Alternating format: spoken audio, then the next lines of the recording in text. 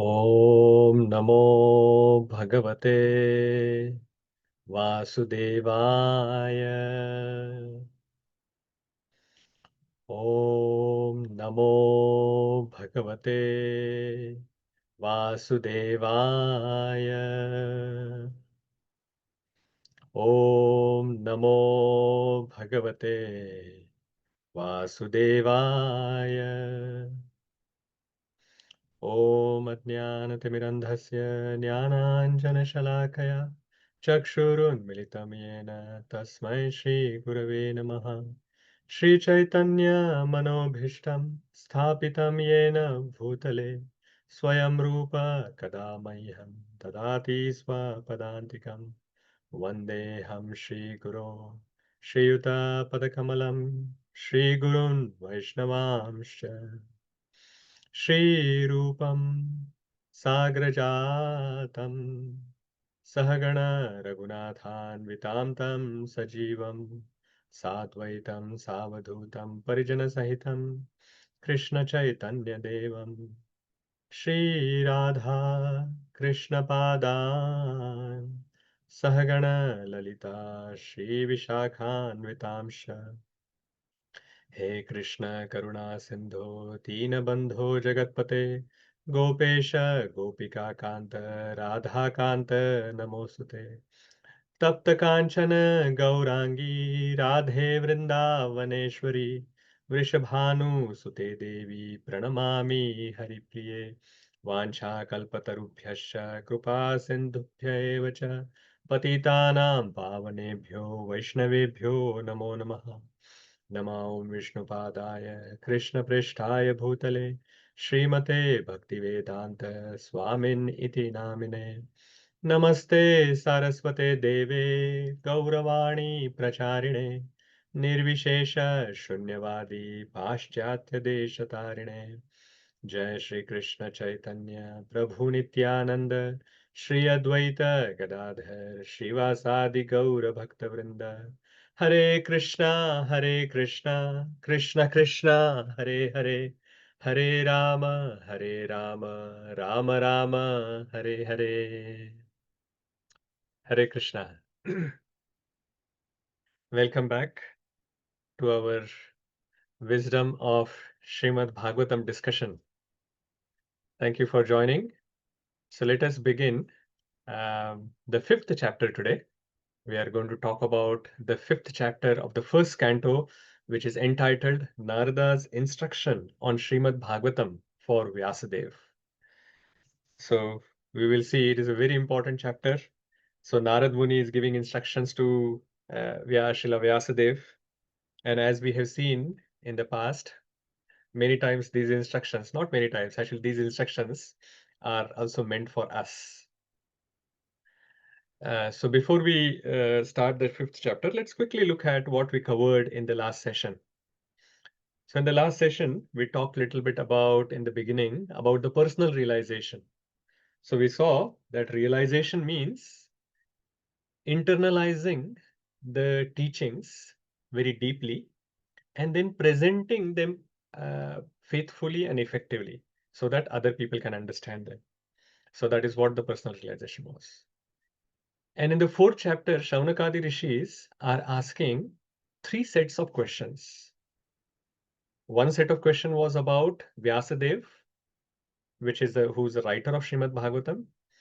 The second set of question is about Shukadeva Goswami, who is the speaker of Bhagavatam. And the third set of questions is for about Parikshit Maharaj, who's the hearer of Śrīmad-Bhāgavatam. So Shukadeva Goswami, so they are, Shaunakadi Rishi is asking, the Shukadeva Goswami is roaming around like a madman. He appears as if he is a madman. So how did Hastinapur Vasis, they recognized him? And please also tell us about the Parikshit Maharaja's birth, activities, his renunciation, and also about Vyasadeva, and in general about Śrīmad-Bhāgavatam, that when it was spoken, when it was written, where it was done, why it was spoken, and where did Vyasadeva got inspiration to write Śrīmad-Bhāgavatam. So all these questions Shaunaka Rishi asked. So Suta Goswami starts responding to these questions immediately in that fourth chapter itself. And he explains that Vyāsadeva was sitting in Badrikashram in Himalayas. And in his meditation, he saw the anomalies of Kali Yuga, that all these problems are going to be there in Kali Yuga.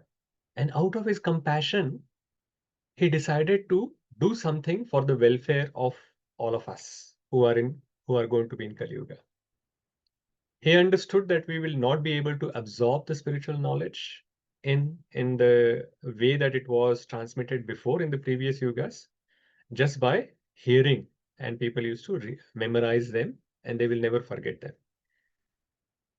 So he understood that in Kali Yuga people won't be able to do that. So he started writing Vedas. So he split the Vedas into 4 parts. He also wrote Puranas. He also wrote Mahabharata. He also wrote Vedanta Sutras. So many Upanishads as well. And then he gave all of this to 5 different disciples. So 4 Vedas to 4 disciples like Paila, Jaimini, Vaishampayan, and Angira Rishi. And the Suta Goswami's father, Romaharshana Suta, he was given Puranas and all the historical records. But even after doing all of this, he was feeling very dissatisfied. So he contemplated. He started thinking that I have done everything perfectly. I have lived my life also as per the rules and regulations given in the scriptures. Still, why there is this dissatisfaction in my heart? And he just thought that possibly because I haven't pointed devotional service to the Supreme Lord in my scriptures specifically, which is very dear to the Lord and his devotees. So while he is thinking like this, Nārada Muni appears there. And Vyāsadeva gave him a proper seat and respectfully worshipped Nārada Muni. So that is where the 4th chapter had finished.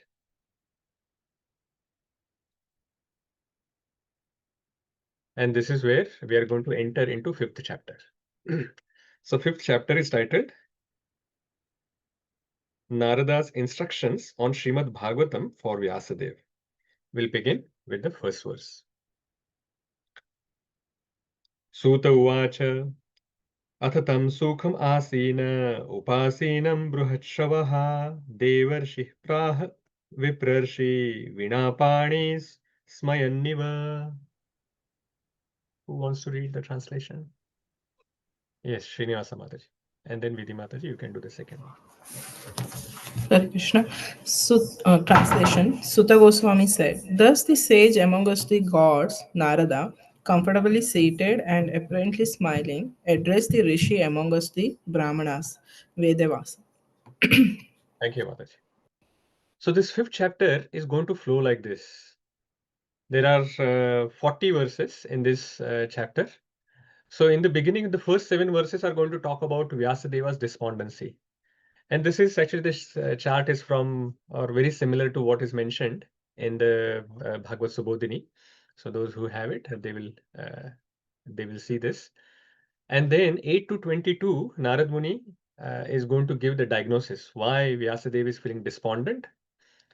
Then, to inspire him with an example, he gives his own life story to Vyasadeva. And then in the end, he concludes by giving the final advice to Vyasadeva. That is how it is going. So in this first verse, it is mentioned that the sage amongst the gods, Devarshi, is speaking to Viprarshi, who is the sage amongst the Vipras or the Brahmanas. So this is not an ordinary conversation. So when Devarshi and Viprarshi are talking, it's not an ordinary conversation. So both the speaker and listener are exalted. So when both the speaker and listeners are exalted, at that time, the conversation cannot be very ordinary. When, say, suppose the speaker is very exalted, but the listener is very ordinary. Even if the speaker is exalted, they are not able to give the exalted topics to the hearer. Or the other way around, the listener is very exalted, but the speaker is not exalted. If the speaker is not exalted, how can, even if the hearer asks some questions, the response will not be at that level. So this is why when Devarshi is talking to Viprarshi, we should listen very attentively, because now we are going to get some gems, some very valuable diamonds which are coming out, which are going to come out of this conversation. So let us see what Devarshi and Viprarshi are going to talk about.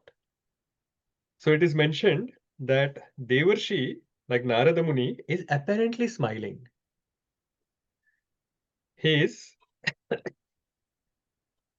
Smayan Eva, apparently smiling. If you remember in Bhagavad Gita as well, when Lord Shri Krishna starts speaking to Arjuna, after Arjuna has surrendered to Lord Shri Krishna, at that time as well, it was mentioned that Krishna is apparently smiling. Prahasanniva Bharata. So Krishna also smiled before he responded to Arjuna. And here, Devarshi Narad is also smiling before he responds to Vyasadeva. Srila Prabhupada writes in the first sentence of the purport itself, why he's smiling. Narada was smiling because he well knew the great sage Vedavyas and the cause of his disappointment.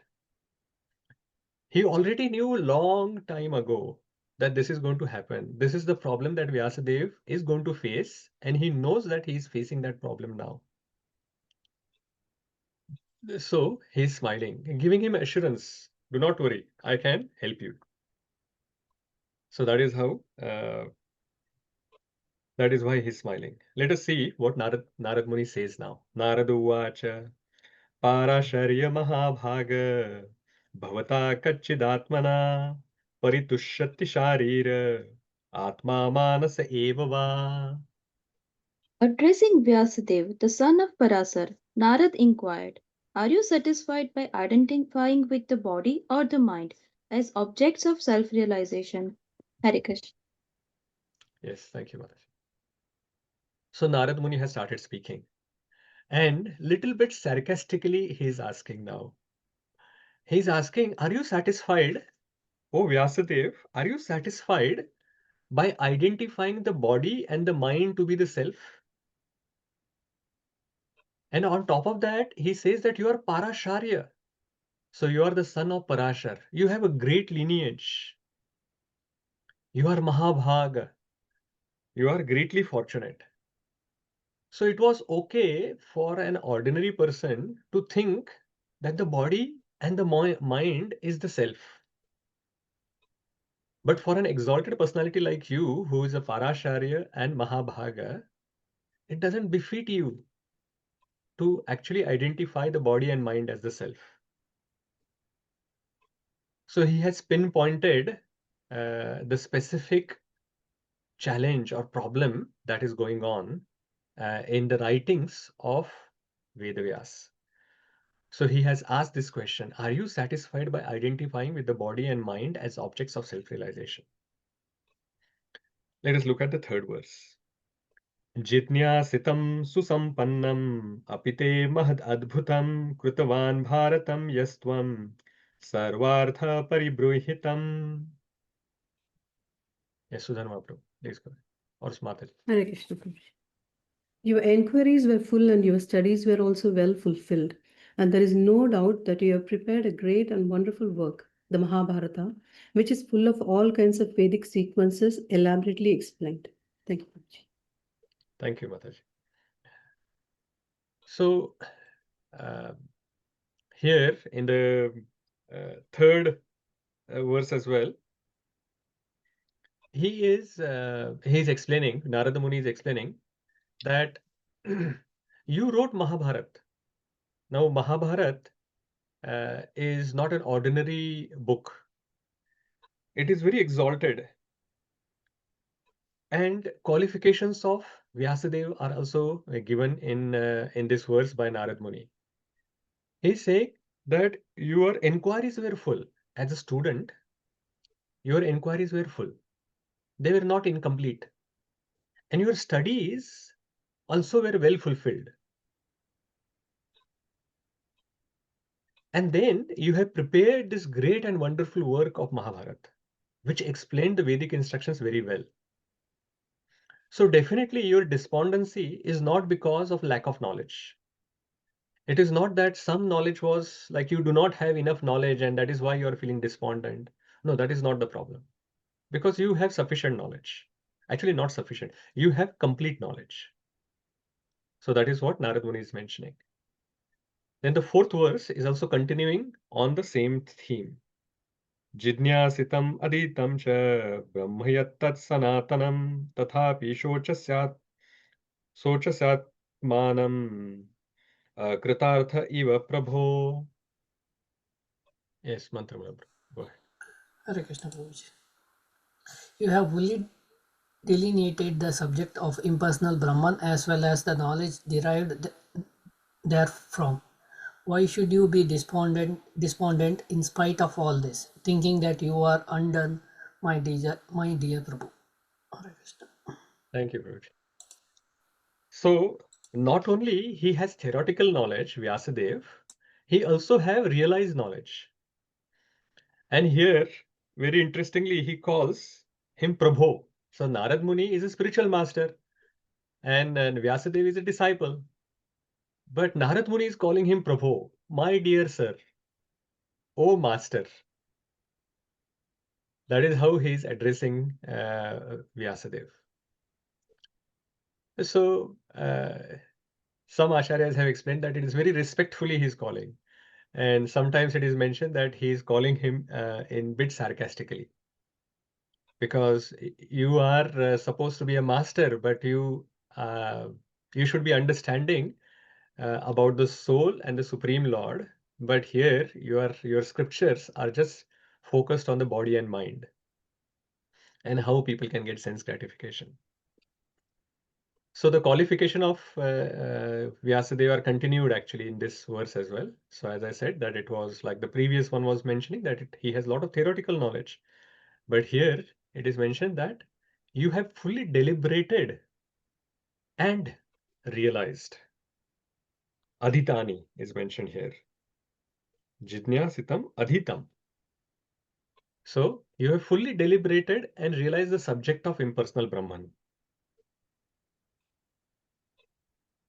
Why? He has written Vedanta Sutra. And Srila Prabhupada is writing in the purport that it is accepted as the most exalted philosophical exposition in the world. So Vedanta Sutra is the most exalted and it is a very scholarly presentation. A very exalted and scholarly philosophical work in the world. So while you have done all of that, why should you still be feeling despondent? Actually, Nārada Muni already knows the cause of the problem for Vyasadeva. But just like when a patient goes to a doctor, many times just by looking at the patient, doctor knows what is the problem. But still, doctor doesn't immediately starts writing the prescription. That, okay, I know your problem, you don't have to say anything. This is the prescription, go and take the medicine. That is not how it works. Because if that happens, the patient will think, Arey, doctor did not even ask me what are my problem, what is my problem. And I did not even explain to him what is happening to me. So does he really understand what are my problems? And is the medicine really for my specific issues? So this is the doubt that can come into the mind of a patient.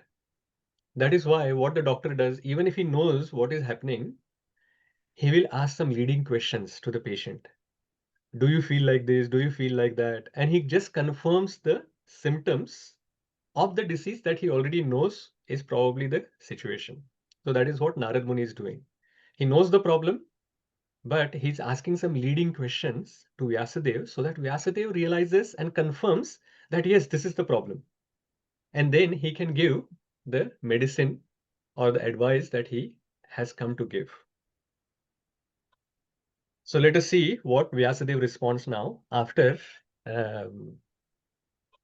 Nārada Muni has glorified Vyāsadeva as well as asked some leading questions. So Vyāsa uvacha asteva me sarvamidam tvayaktam tathapi natma paritushyate me tanmoolam avyaktam agada bodham pruchhamahe tvatma bhavatma bhutam. Yes, Uma Mataji, please go ahead. Sri Vyasadeva said, all you have said about me is perfectly correct. Despite all this, I am not pacified. I therefore question you about the root cause of my dissatisfaction.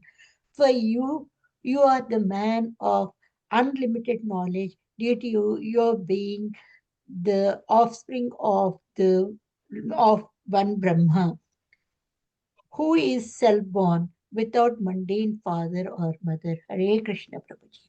Hare Krishna. This is quite interesting. Vyasadeva says, whatever you said is correct. So this sometimes, like when in the beginning, when I read for the first time, I was thinking, here Nārada Muni is glorifying Vyasadeva. And the first thing Vyasadeva says after hearing all of that is, whatever you have said is correct. All your glorification of me is correct. It seems like this. That it doesn't feel very humble from on Vyasadeva's side to say that what you said is absolutely correct about me. That I am this Mahabhaga, I am Parasharya, and I have studied well, and I have realized the Brahman and everything that is mentioned, and I am feeling despondent. So let us understand what he says this, and in the answer is in this verse itself. So Vyasadeva says, what you said about me is correct, but I am still not feeling pacified. So despite all my qualification, why am I still dissatisfied? Please find the root cause of this issue. That is what Vyasadeva is asking. But he is saying that Nārada Muni, you can help me because of your specific qualities. Again, the glorification of Nārada is going to happen now in the next few verses. He says, O Nārada Muni, you are Agadha Bodham. What is Agadha Bodham? Agadha Bodham means you have unlimited knowledge. You are a man of unlimited knowledge. And you are Atma Bhavatma Bhutam. Atma Bhavatma Bhutam means you are the offspring of the self-born Brahma. So now let us understand why he said that what you said is all correct. He said, all you have said about me is perfectly correct. Despite all this, I am not pacified. I therefore question you about this because you have these qualities. So Nārada Muni earlier said that Vyasadeva, you are Parasharya. You are the son of Parashar. So Vyasadeva, you have a very good birth, very exalted birth. But what Vyasadeva is telling Nārada Muni, you are saying I'm Parasharya, but you are Atma Bhavatma Bhutam. You are the son of Brahma. So your birth is better than my birth. Then he said that you are full of knowledge, like you have so much knowledge. Vyasadeva had said, sorry, Nārada Muni had said about Vyasadeva. You have written Mahabharata, you have knowledge of Brahman, you have learned about everything like this. But Vyasadeva says that Nārada Muni, you are Agadha Bodham. I may have this knowledge, that knowledge, or whatever, but you have unlimited knowledge. So in both situations, like if you take birth, you are superior than me. If you take the knowledge, you are superior than me. So on both sides, on both points, I am inferior to you. So by accepting that what you have said about me is correct, he is actually accepting his inferiority as compared to Nārada Muni. So even though it seems that Vyasadeva is accepting his praise, he is accepting it as the inferior qualities as compared to Nārada Muni. So that is showing his humility. So he is saying that even though all of these qualities I have, you are much better than me. So that is why I am asking you for help. And the same theme is going to continue in the next verse as well. He's comparatively explaining how Narad Muni is superior than him. Savai bhavan veda samasta guhyam upasito yat purushaha puranaha paravaresho manasaiva vishvam srujatyavatyatti gunaira sangaha. Yes, Pamendra Prabhu and then Surananda Prabhu. Hare Krishna Prabhuji. My Lord, everything that is mysterious is known to you because you worship the creator and the destroyer of the material world and the maintainer of the spiritual world, the original personality of Godhead, who is transcendental to the three modes of material nature. Hare Krishna. Thank you, Prabhuji. So Narad Muni earlier said that, oh Vyasadeva, you know Brahman. But Vyasadeva is saying here that I may be knowing about Brahman, but you are superior to me because you know Bhagavan. So he's saying, Narad Muni, you are Veda Samasta Guhyam. Everything that is mysterious is known to you. And you worship the Supreme Lord, Bhagavan, who's Purana Purusha, the original person, Paravaresha, controller of the material and spiritual worlds, and Gunair Asangaha, who's unattached to the modes. So Narad Muni's Bhagwan realized, which is having, so he has the complete realization of the Supreme Personality of Godhead.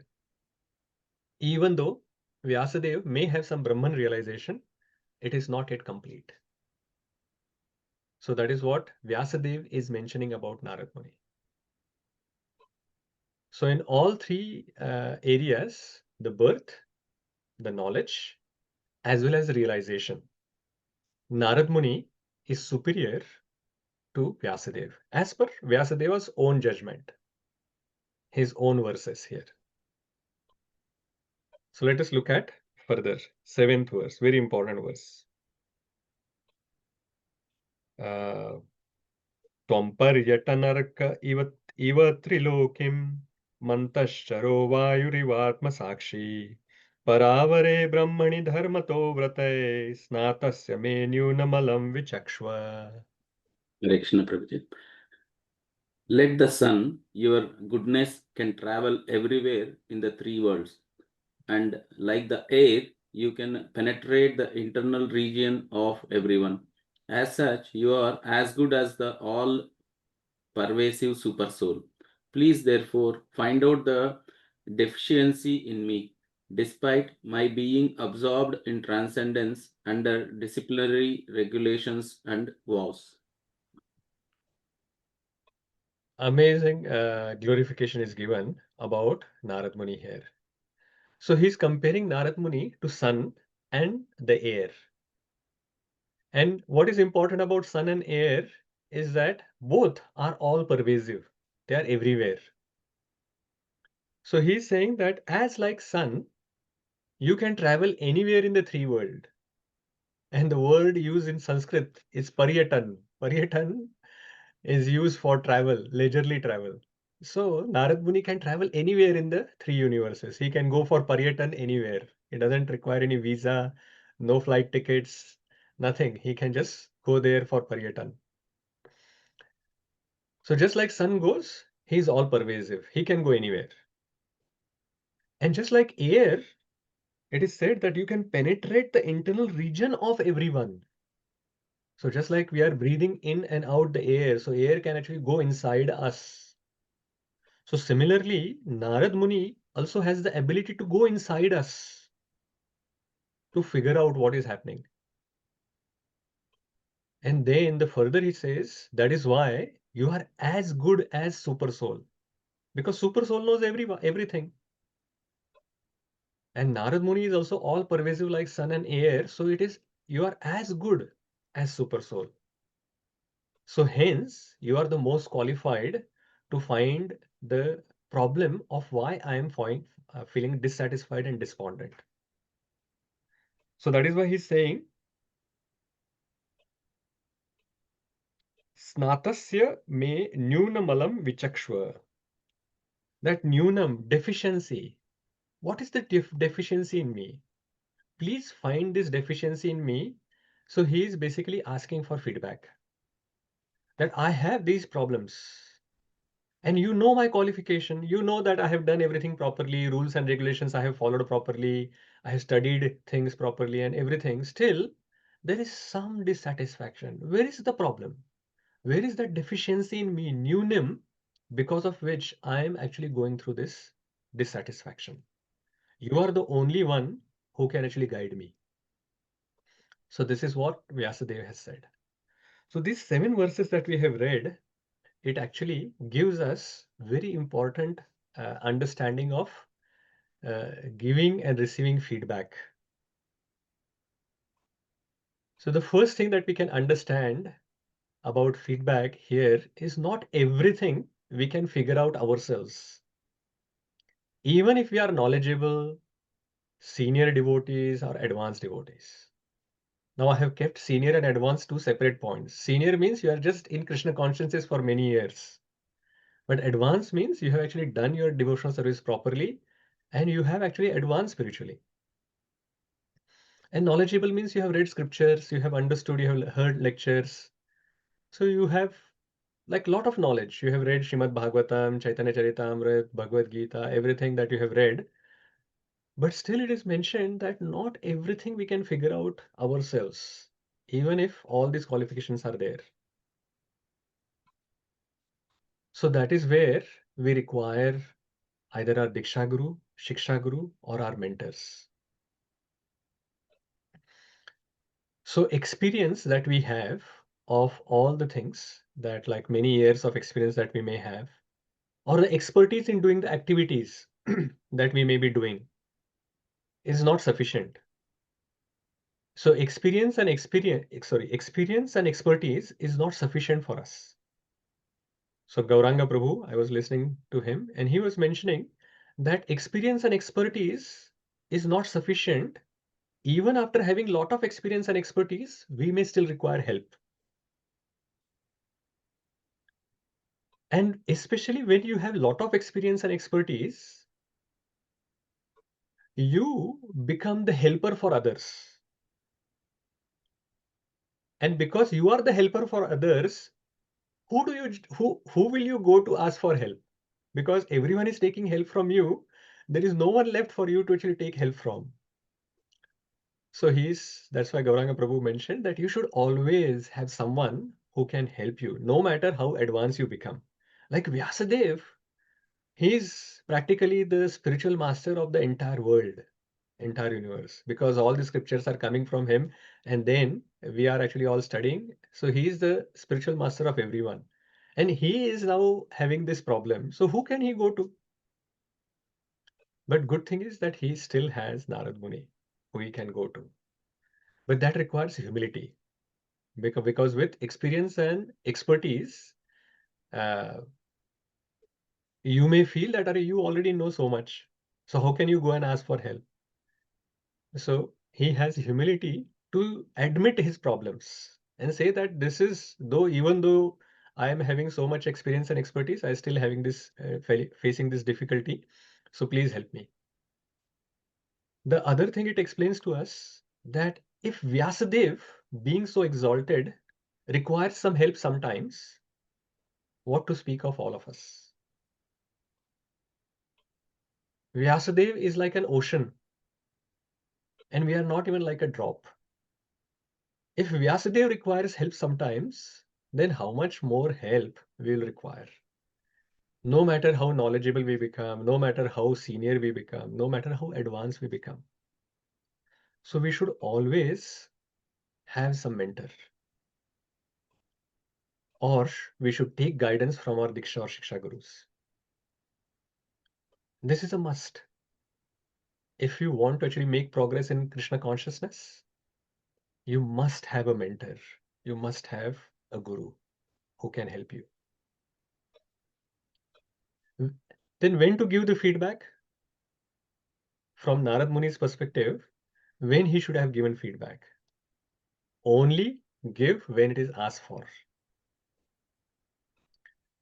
Now, it is not that when Vyāsadeva became despondent, at that time Nārada Muni knew about the problem that is there in the scriptures that Vyāsadeva has written. No, from beginning, Narad Muni knew all the issues about all the services that Vyasadeva is doing. When he was dividing the Vedas, he was writing Puranas, Upanishads, Vedanta Sutra, Mahabharata, etc. He already knew the main problem that Lord Shri Krishna's pastimes are not completely glorified in these scriptures. But he did not come at that time to give the feedback. Because at that time, Vyasadeva did not even know about his problem. He had this vision that Kali Yuga people will be having problem. So out of his mercy, Vyasadeva is actually writing these scriptures, thinking that he is writing this for helping these people, like all of us. So he did not have the understanding of the problem that he's creating. Only when he contemplated and then felt unsatisfied, at that point, Narad Muni knew that now is the right time. That Vyasadeva is now ready for his feedback. So that is when Narad Muni appeared. Only give feedback when it is asked for. So same thing with us. Because if people are not ready to take the feedback, if they do not know what the issue is, then there is no point in giving it. So only when it is asked for, at that time you should give it. Then whom to ask for feedback? So only ask from those who you can accept it from. So ask from someone who you respect, who you consider is better than you. So Vyasadeva is saying, Narad Muni, you are better than me in all aspects. I have full trust in you. That is why please find this nunam, deficiency in me. So this relationship needs to be very strong. There has to be a lot of trust between the person who's asking for feedback and giving feedback. Only then it can be given. And when, now you will see from the next verse onwards, Narad Muni doesn't beat around the bush when he's giving feedback. He immediately points out specifically what is the problem. So to happen like this, there has to be that trust. Narad Muni has firm faith that Vyasadeva can take it without feeling bad, and then he can just implement it. If you give feedback, and if it is not implemented, and especially if that has come from, the instruction has come from your guru, and if you do not implement it, then it becomes guru avagya, and it becomes an offense. So that is why sometimes even if somebody asks for feedback, people put the devotees will beat around the bush and then give this side, that side, or multiple options so that they can just take it without doing guru avagya. So we have exalted and wonderful examples. So Arjuna asked for feedback. Arjuna accepted it. Sorry, Arjuna asked for feedback. Krishna gave some chastisement, some feedback, and then Arjuna accepted it. Vyasadeva asked for it. Narada gave it, and he accepted it. And the other aspect is only ask for feedback from whom you can accept it from. Also, there is some humility that is required, as we were talking about, when you are asking for feedback, because understanding that you have deficiencies and then asking someone openly about your deficiencies is hard. Because many people, when some deficiency is pointed out, they will become defensive. And in worst situation, they will even become offensive. So they will attack if some deficiency is pointed out. And then when the feedback is given, we should accept it as a mercy. And it is a mercy. That how many people in this world are our well-wishers? If someone as a well-wisher is pointing that out to us, then it is like a great fortune. It is a mercy of the devotees. Always remember that success in bhakti depends on endeavor and mercy both. Our sincere endeavor and the mercy of the Supreme Lord which comes through the devotees. And sometimes that comes as these deficiencies which we all have, which comes, and then we can improve upon. And if we don't ask and someone doesn't give that feedback to us, we will remain where we are, and we are missing out on the mercy part. And not everyone can give you feedback. So that is why these mentors or Shiksha Gurus or Diksha Gurus, if the connection between the Diksha Guru and the disciple is very close, then if they are observing you regularly, then they will also be able to find out and give you feedback. But in our situation, most of the time, we are not in a constant touch with our spiritual master. So that is why some local devotees who are helping us, giving us Shiksha or mentors, we should always have someone who is observing us and can give that to us. Because most of the time the other devotees may think that, nahi, I don't want to do an offense, or it may be a Vaishnava aparadh. We have so many different considerations, and people may not give. But if there is a mentor or a Shiksha Guru who's a well-wisher, because that established relationship is there, the trust is there, definitely they will give that to us. And that is when we will progress ahead. Now imagine Vyāsadeva having deficiency, and he is asking this feedback, and only after he implements that deficiency, like the feedback given on that deficiency, he makes progress. So where is the question that we will make progress without getting this? There is zero chance. How much? Zero.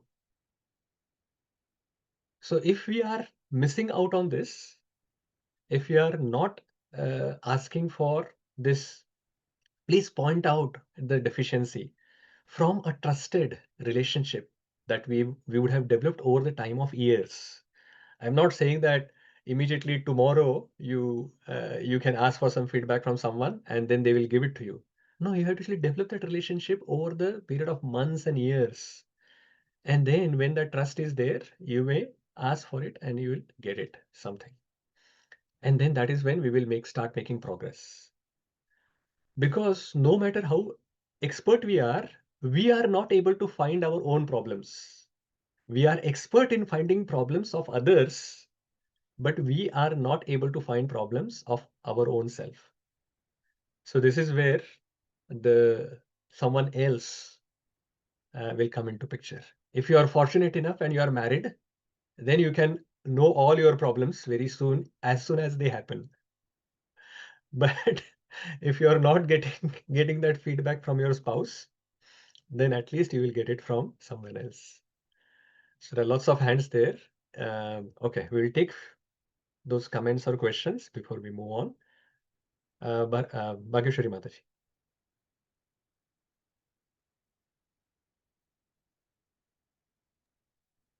My question is, when you said that for Vyāsadeva, Nārada Muni already knows that there are some, he's writing and he's missing the glories, and he wasn't giving that feedback till at the end. Do you not think that it is actually going to be too late? For Vyāsadeva, it is okay, but say in our case, if someone is observing us and if they don't give us feedback, and if it is already too late for us, I feel that it will be too late, or I might. Yeah, that is right. It will be too late. And that is why the person should have that trusted relationship where they are ready to actually accept someone as a mentor, or someone who can observe them and give feedback. And it is not only too late for giving, it is too late for asking as well, right? So the responsibility of asking feedback lies with the person. It is not somebody else's responsibility. We can't actually push that blame to others. That they were observing us and why they did not give feedback. No, the responsibility lies with us. We should always feel that I should ask for feedback. And then it will not be too late. It is just like a doctor and patient. When the doctor is walking on the street, he may see so many people having so many problems. But if the doctor approaches them and says that, hey, this is your problem, this is the medicine, you take it, how many people are going to implement it? And they will think that, Arey, is this guy mad? Every time he comes and he's like, they will be calling him a fault finder. Like in devotee community, now I am coming to that. That every time this person comes, he says that this is your problem, that is your problem, that is your problem, you solve this. But whereas if someone has gone and asked that I want to actually improve, what can I do? Then the person may also feel that, okay, someone is really keen to improve. I can actually explain where they are lacking currently at this point in time, and that is how they can make progress. So the responsibility, we can't actually push that into someone who's observing us. The responsibility lies with us. Yes, it is too late.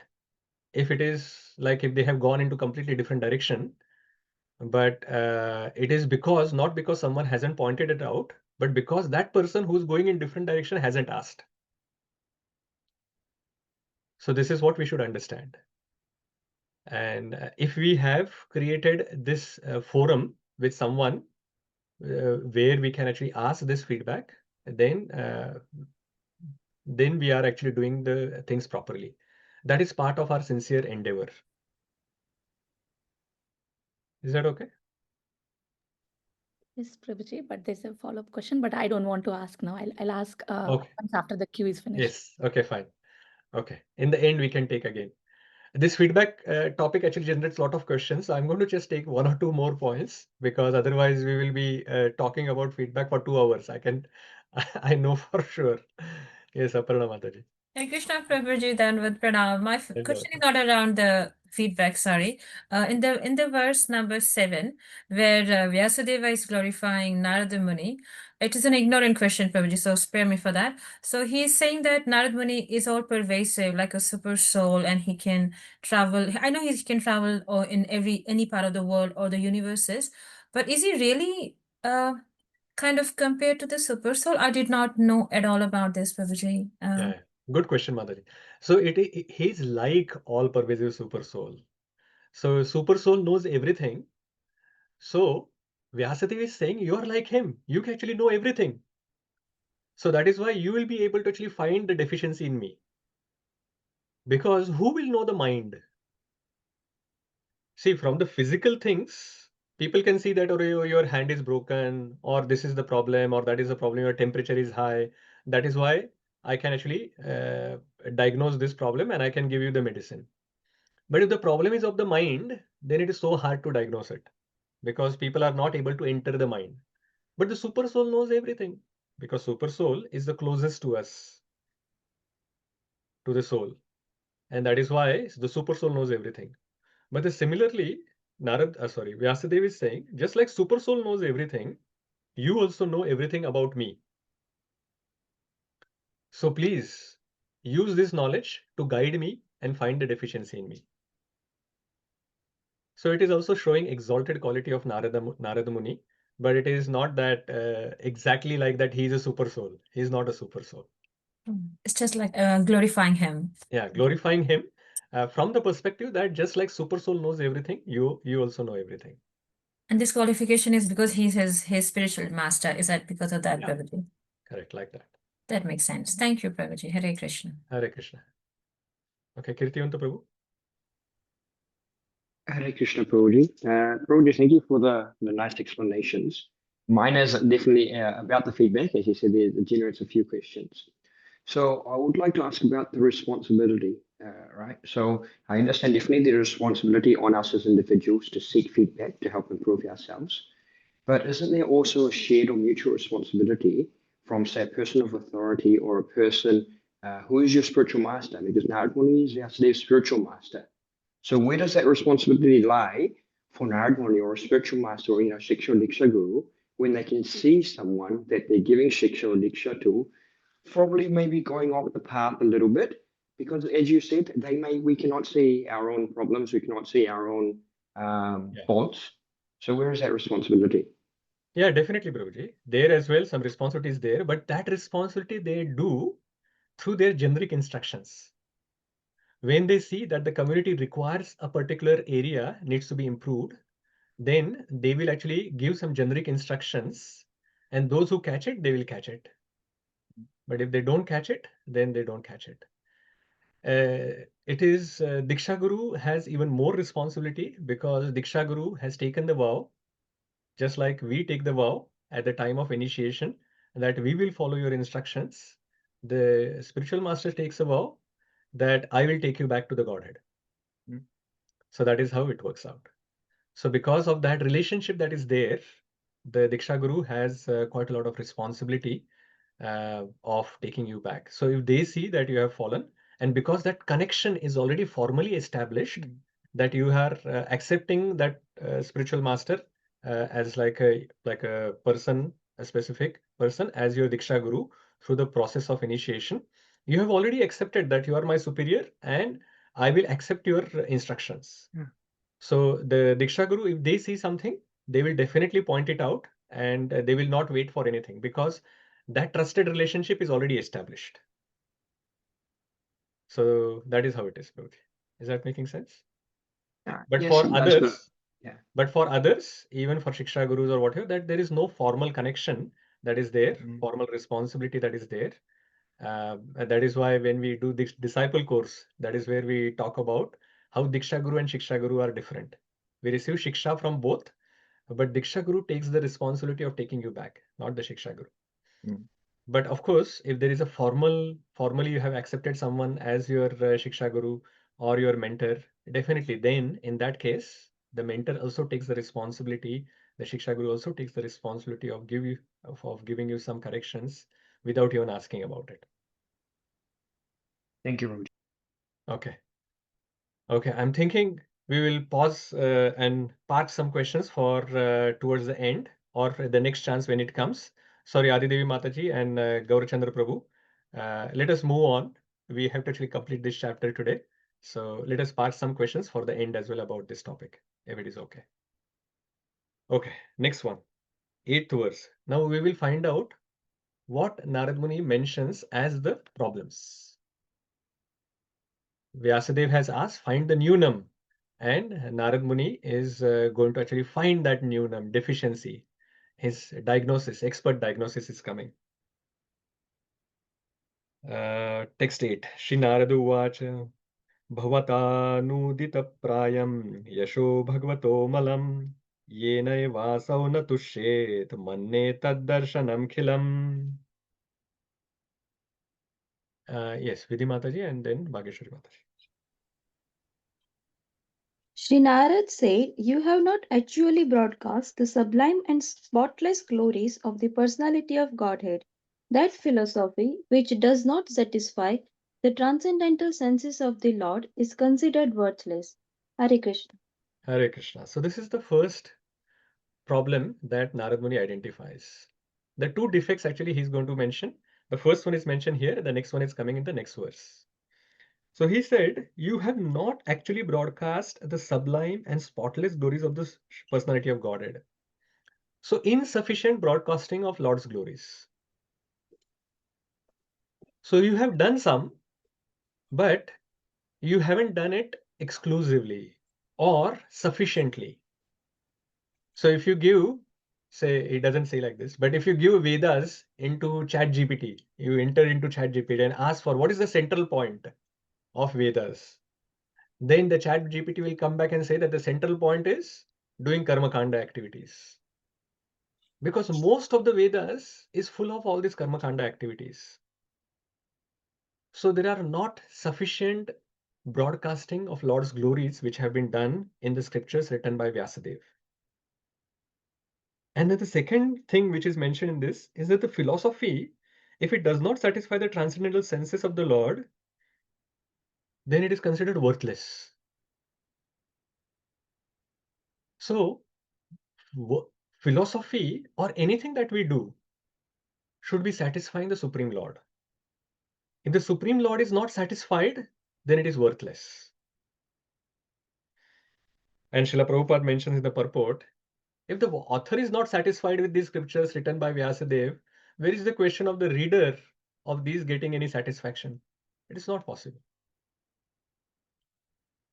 But then Vyāsadeva may argue that how come you are saying that I haven't glorified the Supreme Lord? I have written Vishnu Puran, I have written Padma Puran, and other scriptures where I have mentioned about these glories. So Narad Muni continues to the next verse. Yatha dharmadayaschartha. Different. Yatha dharmadayaschartha munivaryanukirtita na tatha vasudevasya mahimayanuvarnitaha. Although great sage, you have very broadly described the four principles beginning with religious performances. You have not described the glories of the Supreme Personality, Vasudeva. Yeah. So more emphasis has been given on the four purusharthas, dharma, artha, kama, moksha. So that is the focus. So more emphasis in the scriptures has been given on these two, on these four. But the Supreme Lord's glories are like the sideline activity. So even if Vishnu Purana or Padma Puran mentions it, in general, overall, if you see the body of knowledge that you have written, more emphasis is on the dharma, artha, kama, moksha.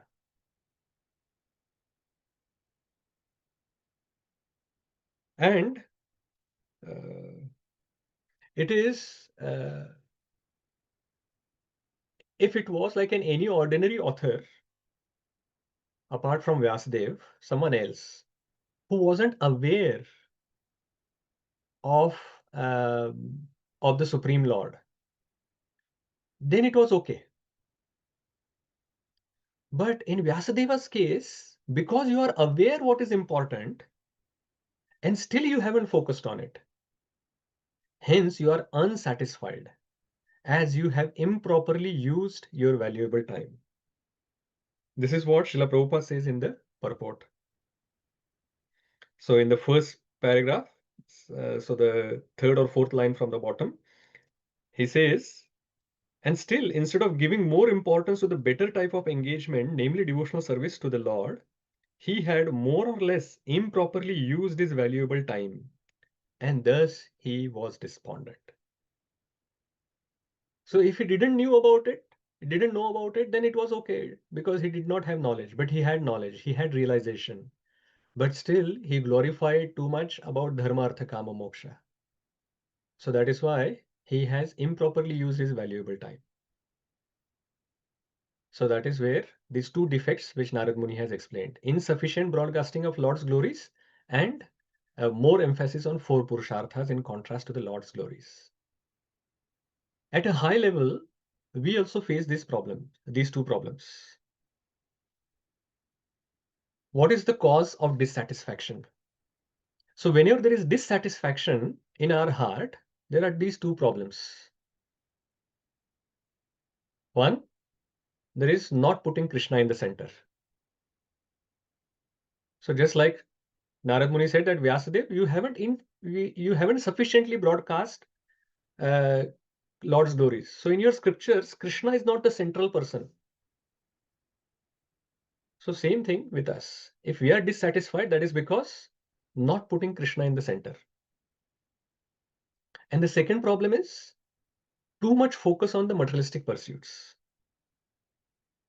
So not focusing on Krishna, focusing too much on Maya is the main cause of dissatisfaction in our life. So how can we be satisfied? Opposite of this. Put Krishna in the center of all our activities and do material activities mainly for maintaining the body and soul together so that we can continue the process of devotional service. If we do like this, then we will be satisfied. Then we will be happy. So these are the two problems generally we see in our lives as well. Very important verses are coming. Let us move on. Text 10. Someone can repeat after me after this. Nayadvachaschitra padam hareryasho jagat pavitram pragranit karhechid tadvayasam tirthamushanti manasa nayatra hamsa niramantya ushikshaya. Very beautiful verse. Yes, Sudharma Mataji. Go ahead. I'll try, Prabhuji.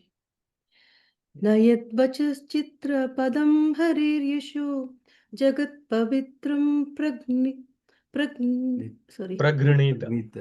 प्रगृणीत कर्हिचित् तद्वायसां तीर्थमुशन्ति मानसा न यत्र हंसा निरमन्युशिक्षयः.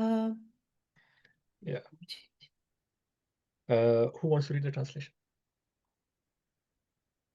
Hare Krishna Prabhu, can I read? Yes, Mataji. Ashoka Mataji, and then Adi Devi Mataji, then Parminder Prabhuji. Hare Krishna Prabhu. Translation. Those प्रगृणीत कर्हिचित्. You are on not on mute, Sudharma Mataji and Prabhuji. Sorry, Prabhuji. Sorry. Pragranita. Okay. Ashoka Mataji, please go ahead. those words which do not describe the glories of the Lord, who alone can sanctify the atmosphere of the whole universe, are considered by the saintly persons to be like unto a place of pilgrimage for crows, since the all perfect persons are inhabitant of the transcendental abode. They do not derive any pleasure there. Hare Krishna Prabhu. Thank you, Mataji. So, Vyasadeva has written so many scriptures.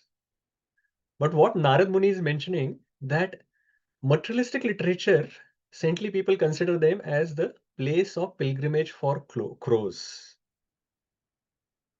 So the glories of the Supreme Lord, which alone can sanctify the whole universe. So the Supreme Lord is so glorious, and if those glories are sung everywhere, then the whole universe will get sanctified. But if the scriptures doesn't describe these glories, then saintly people, what do they think about those scriptures? They think that these scriptures are actually useless. Why? They are like pilgrimage place for crows. Now, pilgrimage place for crows means where generally crows assemble. Now, where generally the crows assemble? All the dirty places. So where garbage is thrown, then the crows actually are very happy to be there. So these crows are compared to materialistic people who are interested in sense gratification. So they are always interested in sense enjoyment.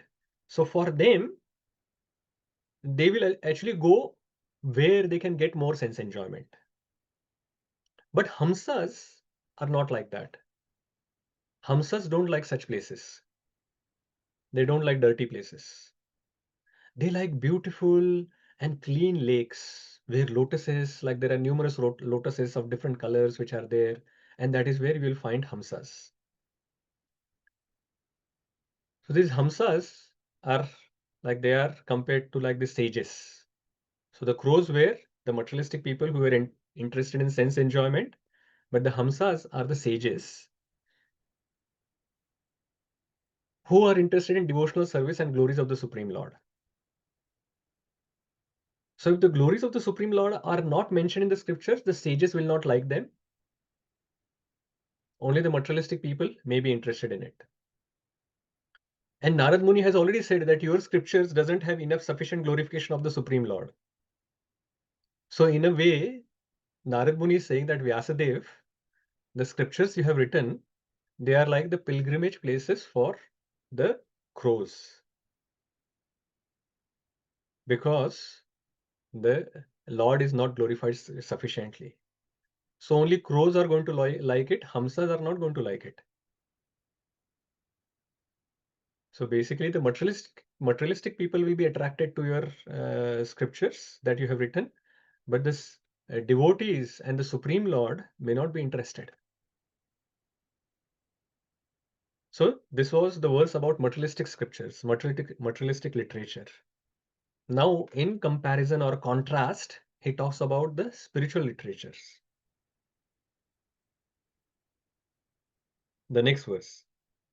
Tadvag visargo janatagha viplavo yasmin pratishlokam abhaddhavatyapi namanyanantascha yashonkitani yad shrunvanti gayanti grinanti sadavaha. It's a very beautiful verse. So somebody can recite as well if you are keen. Like all those hands who are raised, are they for reading or reciting the verse? Reading, Prabhuji. Reading? Okay. Reciting. Reciting? Okay. Adi Devi Mataji, you can do. Tadvarg viplavo janata viplavo yasmin prati shlokam vatati api namani antasya yasho ankitani yat shrinvanti gayanti grinanti shradva. Yeah. Thank you, Mataji. Okay. Who was next for reading?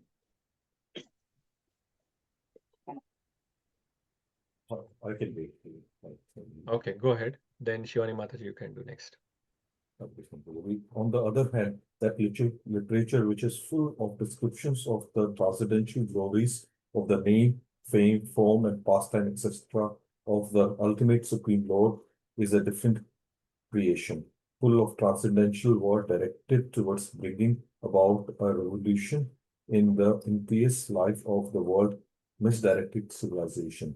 Such transcendental literatures, even though imperfectly composed, are heard, sung, and accepted by purified men who are thoroughly honest.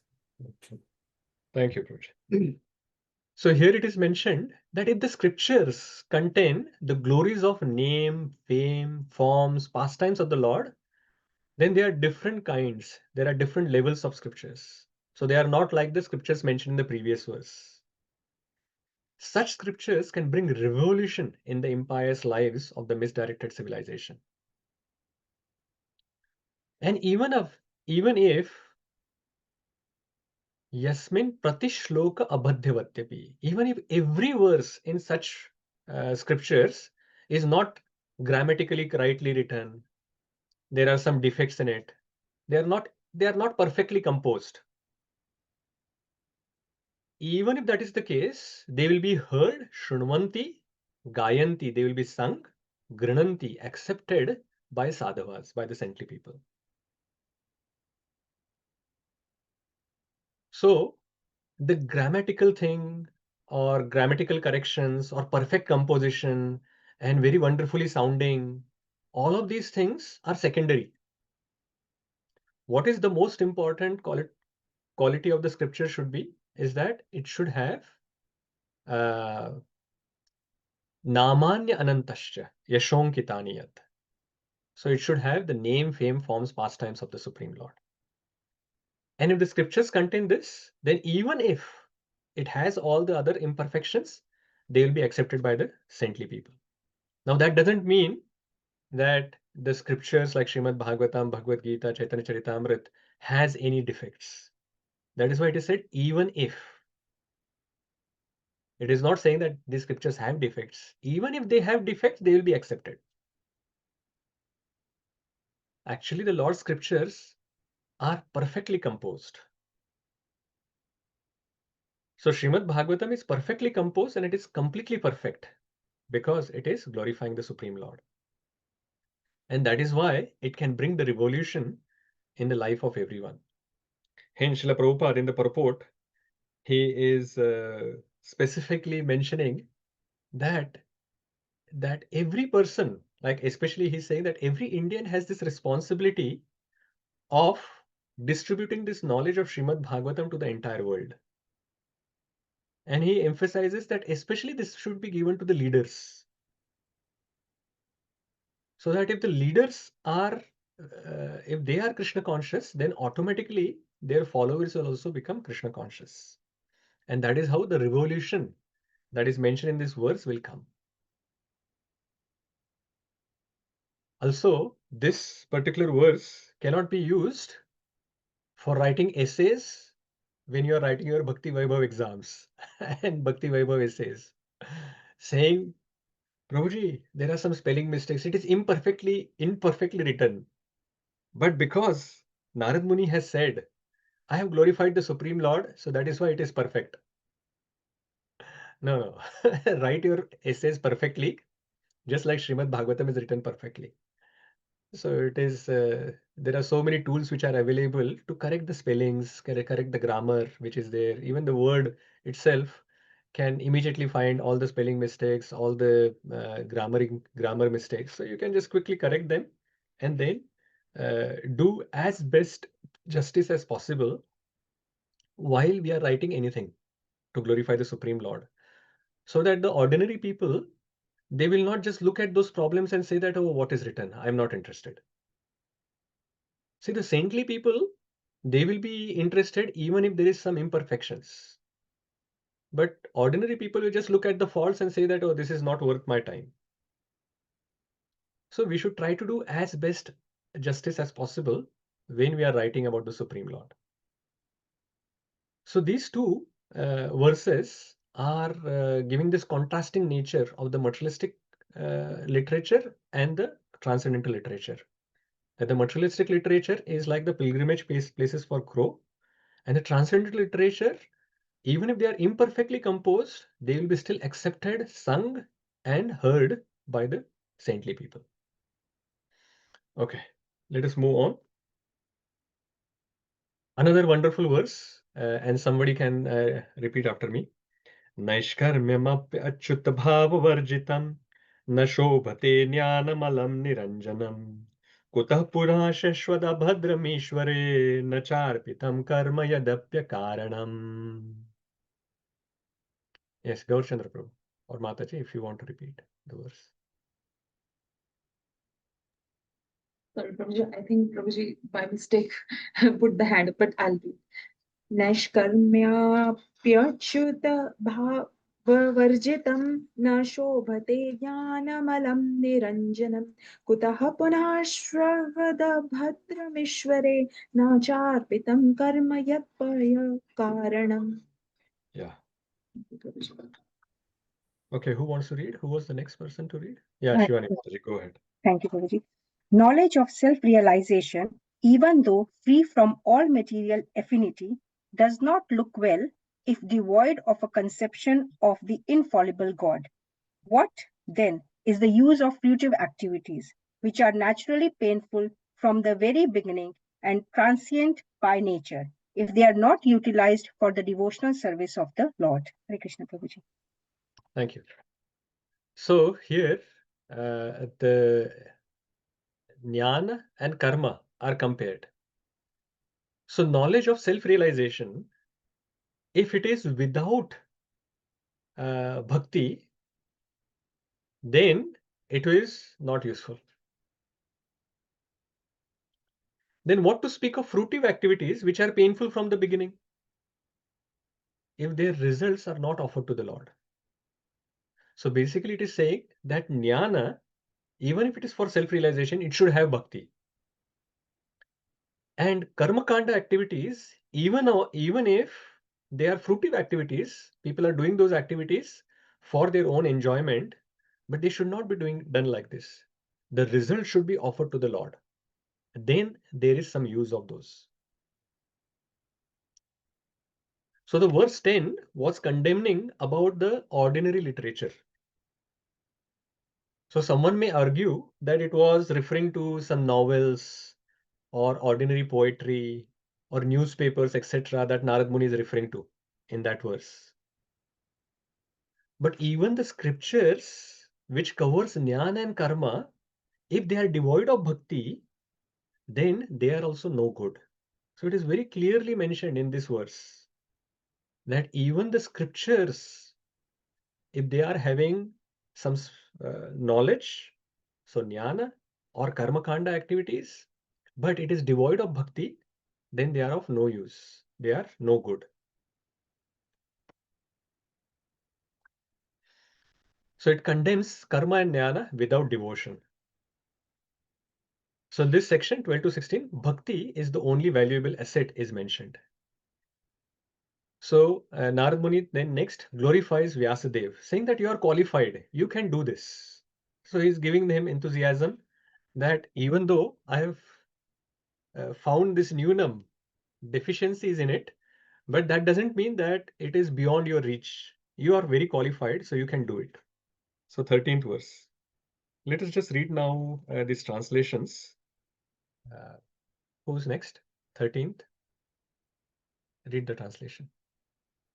Was that Sadashiv Prabhu? Was that you? Okay. Hare Krishna. Go. Guruji. Yeah.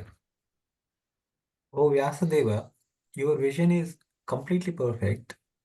Your good fame is spotless. You're firm in vow and situated in truthfulness.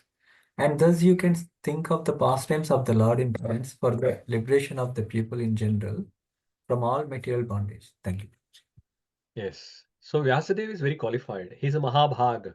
He's fortunate. He's Amoghadrik. That means he's with perfect vision. He's Suchishrava. Suchishrava means his fame is spotless. Satyarato. Satyarato means he's truthful. And Dhritavrata means he is fixed in his vows. So because he has all these qualities, Nārada Muni is saying that you can think of the pastimes of the Lord in the trance. And then you can write them down, which will help the people to liberate from this material world. So Srila Prabhupada says in the purport, he says,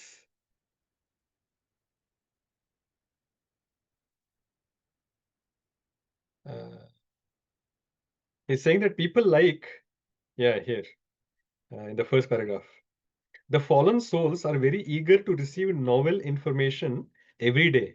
And the transcendentalists like Vyasadeva or Narad can supply such eager people in general with unlimited news from the spiritual world.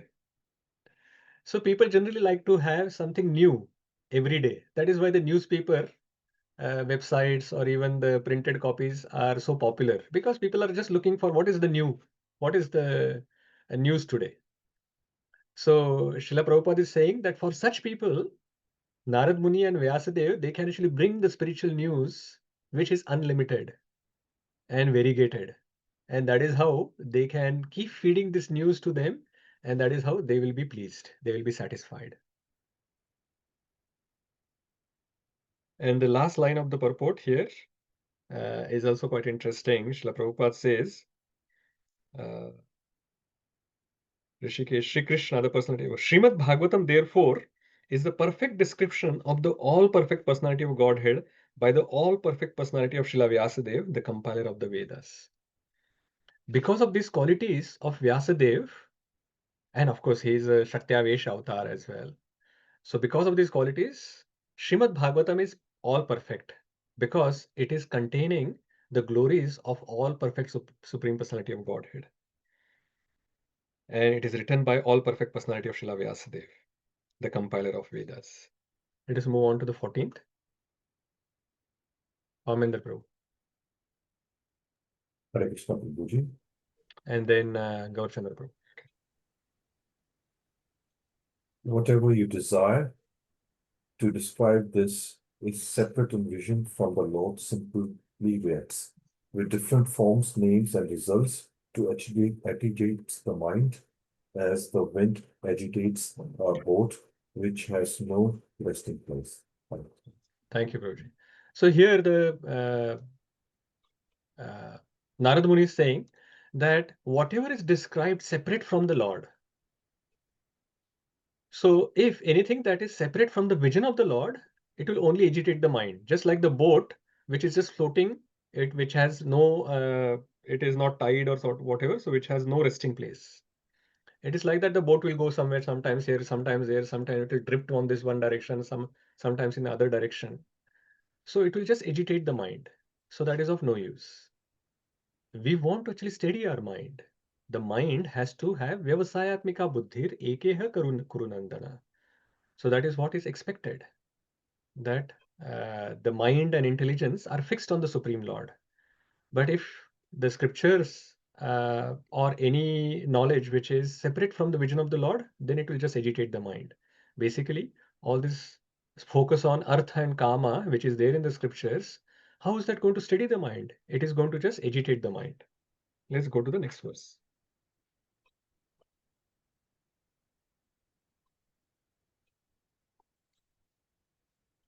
Wasn't that Gaurchandra Prabhu, your turn? Hare Krishna Prabhuji. Okay, Mataji. the people in general are naturally inclined to enjoy, and you have encouraged them in that way in the name of religion. This is verily condemned and is quite unreasonable, because they are guided under your instructions. They will accept such activities in the name of religion and will hardly care for prohibitions. Yeah. So Narad Muni is actually mentioning a very good point here. People are by nature, they are inclined towards enjoyment. And you have in your scriptures mostly focused on those sense gratificatory activities in the name of religion. So you have even given them a good label now. So they anyway wanted to enjoy, and now they can do such activities under the name of religion. So they will think that, oh, I'm very pious, I'm very religious by doing these activities, but mainly they are doing it for their own sense enjoyment. And it is mentioned that in your name, they'll say, Vyasadeva has said, he has written it. They will take up these activities, but while doing that, they will ignore the prohibitions. They will just focus on the do's, and they will not focus on the don'ts. And they will still say that, oh, Vyasadeva has recommended it, and that is why we are doing it. And this is the nature. So it is verily condemned, and it is unreasonable, Narad Muni is saying. So he is saying that you have encouraged the natural enjoying tendency of the people. So you have to actually give them now the best for the benefit of the common people. That's coming into the next verse. Who was next? Uma Mataji and then Aparna Mataji.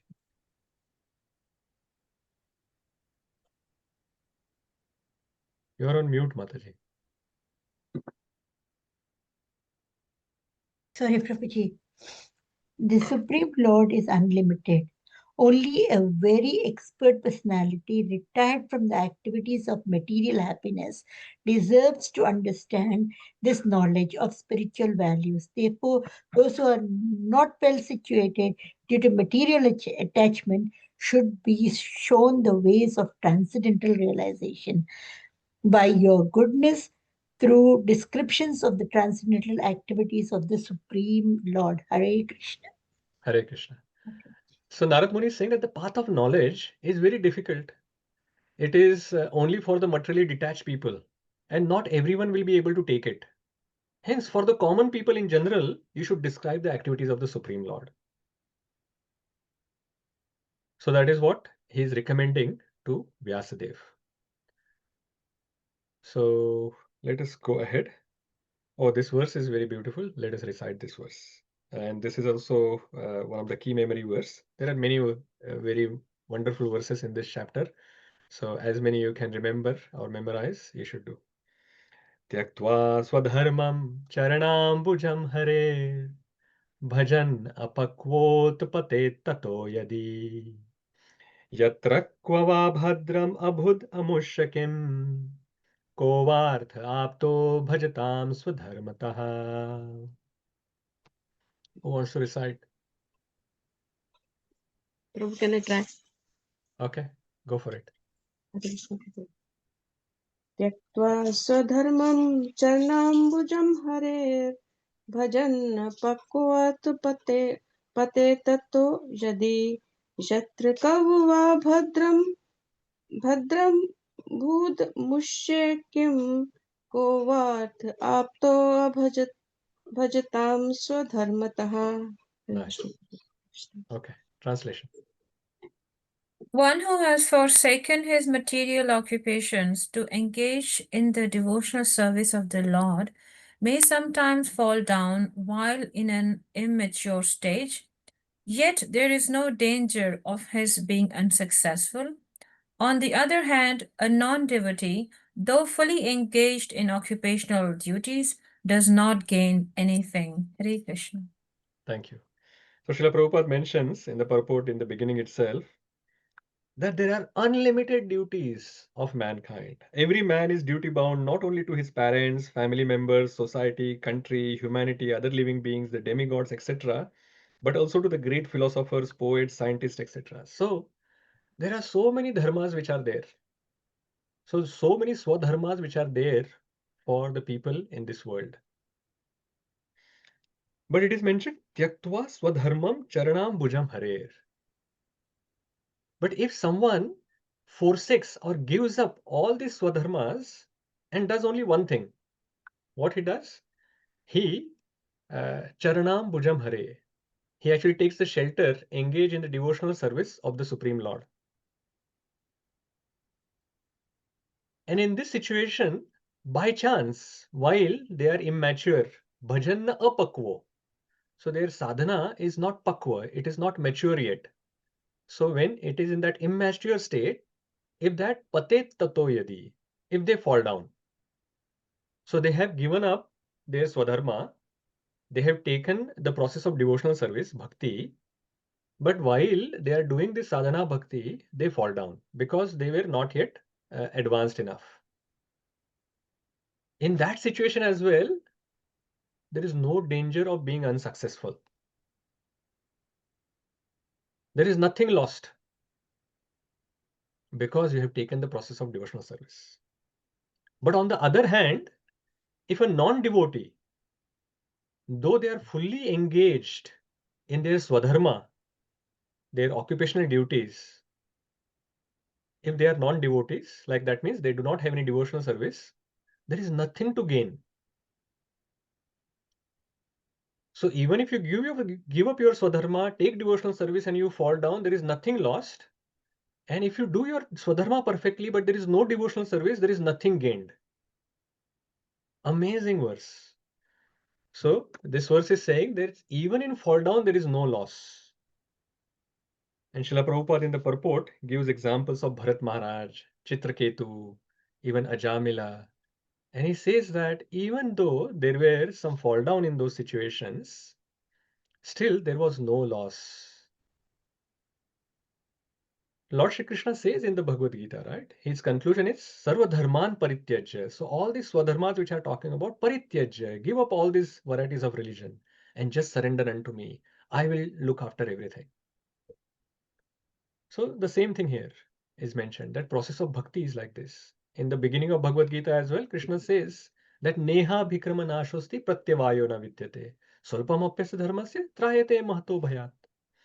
That there is no loss or diminution when you are doing devotional service.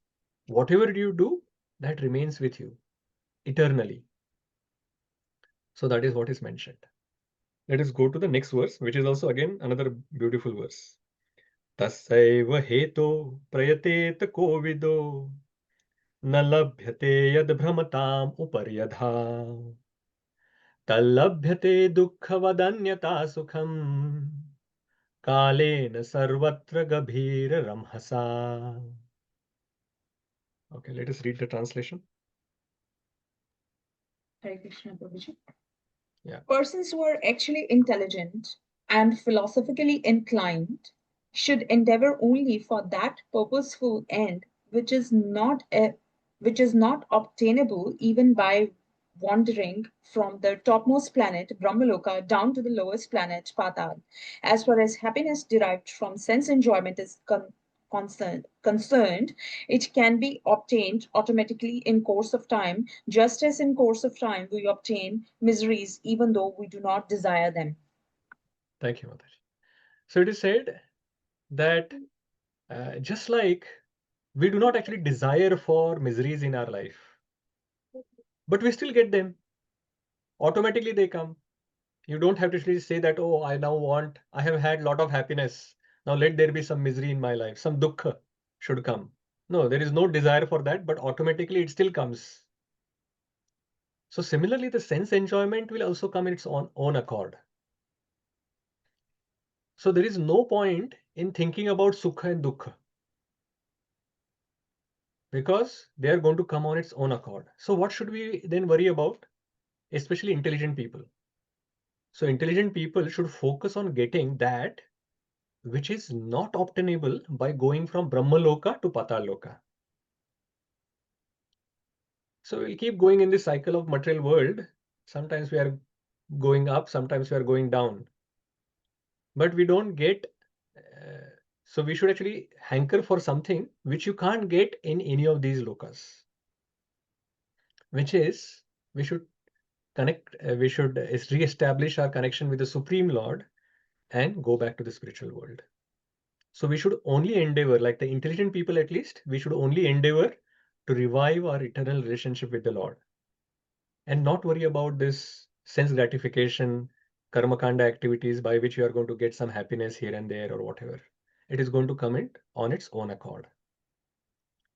So Nārada Muni is giving some assurance in the last verse, in this 19th verse, not last verse, but in this section. Okay, let's read the translation. Adidevi Mataji, your next looks like.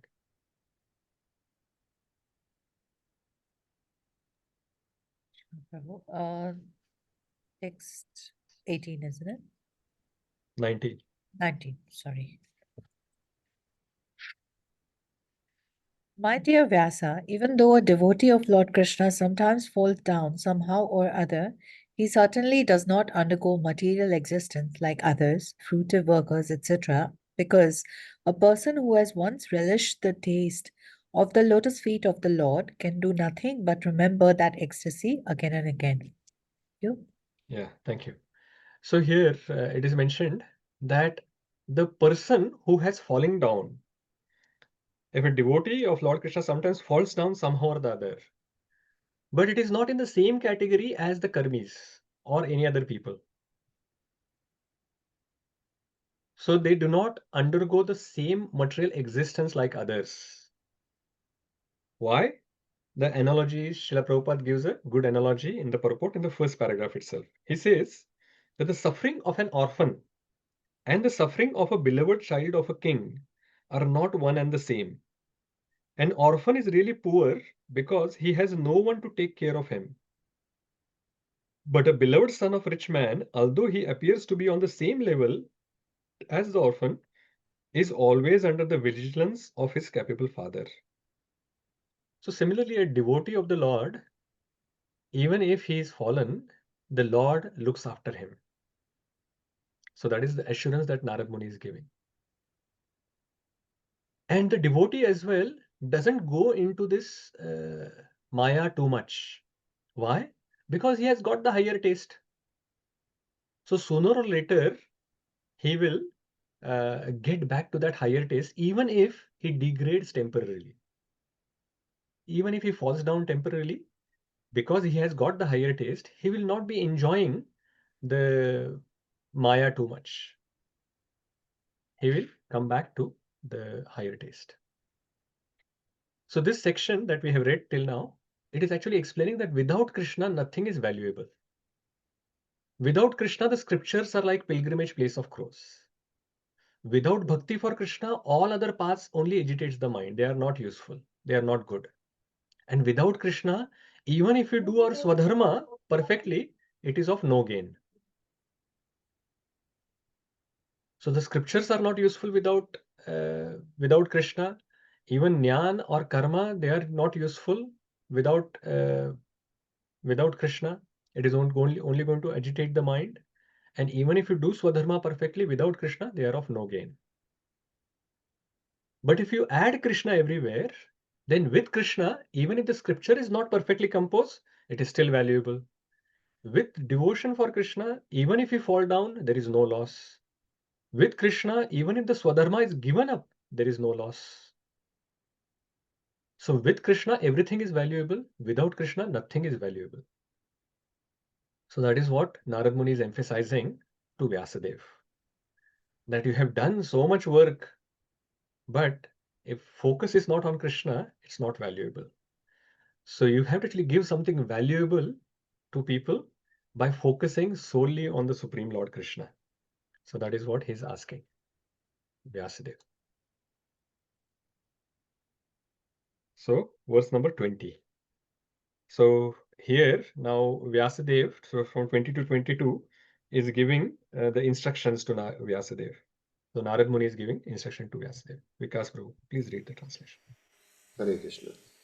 The Supreme Lord, personality of Godhead, is himself this cosmos, and still he is aloof from it. From him only has this cosmic manifestation emanated.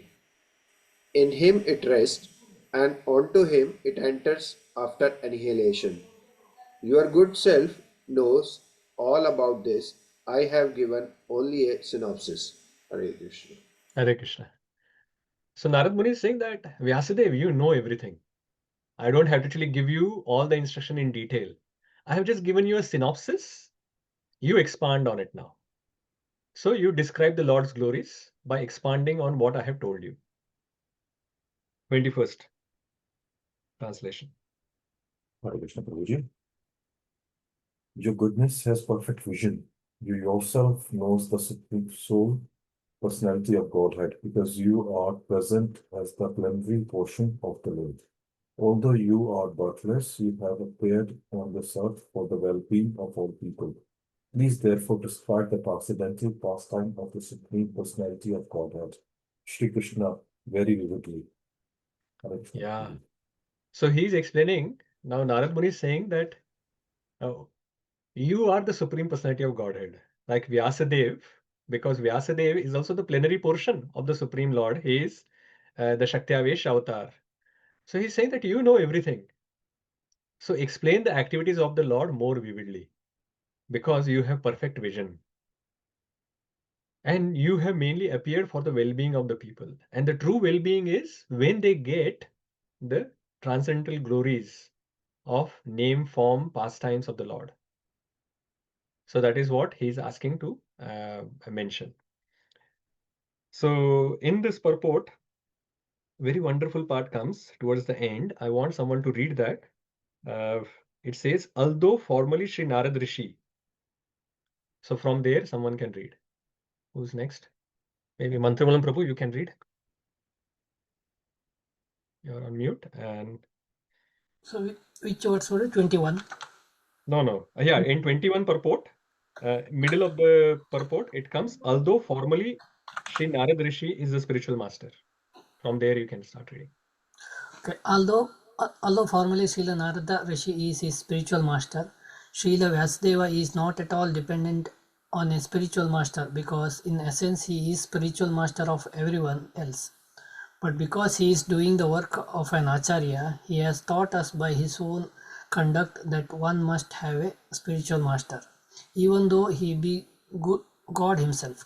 Lord Sri Krishna, Lord Sri Rama, and Lord Sri Chaitanya Mahaprabhu, all incarnations of Godhead, accepted formal spiritual masters, although by their transcendental nature they were cognizant of all knowledge.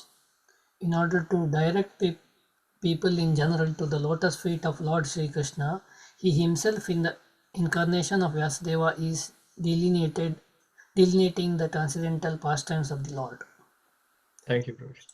So here it is mentioned just like Lord Sri Krishna, Lord Sri Ram, Lord Chaitanya Mahaprabhu, when they came, they are the Supreme Personality of Godhead. Just like Vyasadeva, he is also the plenary portion of the Supreme Personality. But still, and they are the source of knowledge. They are basically the spiritual masters of the whole universe. But still they accept the spiritual master to set an example in front of all of us. So we have to accept that example, and we also should accept a spiritual master so that we can make progress. So they have specifically, even they are the Supreme Personality of Godhead, they come and they accept the spiritual master, even though there is no need for them, but still they accept so that they can set an example. So we have to learn from it. And then to make a spiritual progress in our life, we should also accept a spiritual master, take their instructions, and make progress. Okay, 22nd.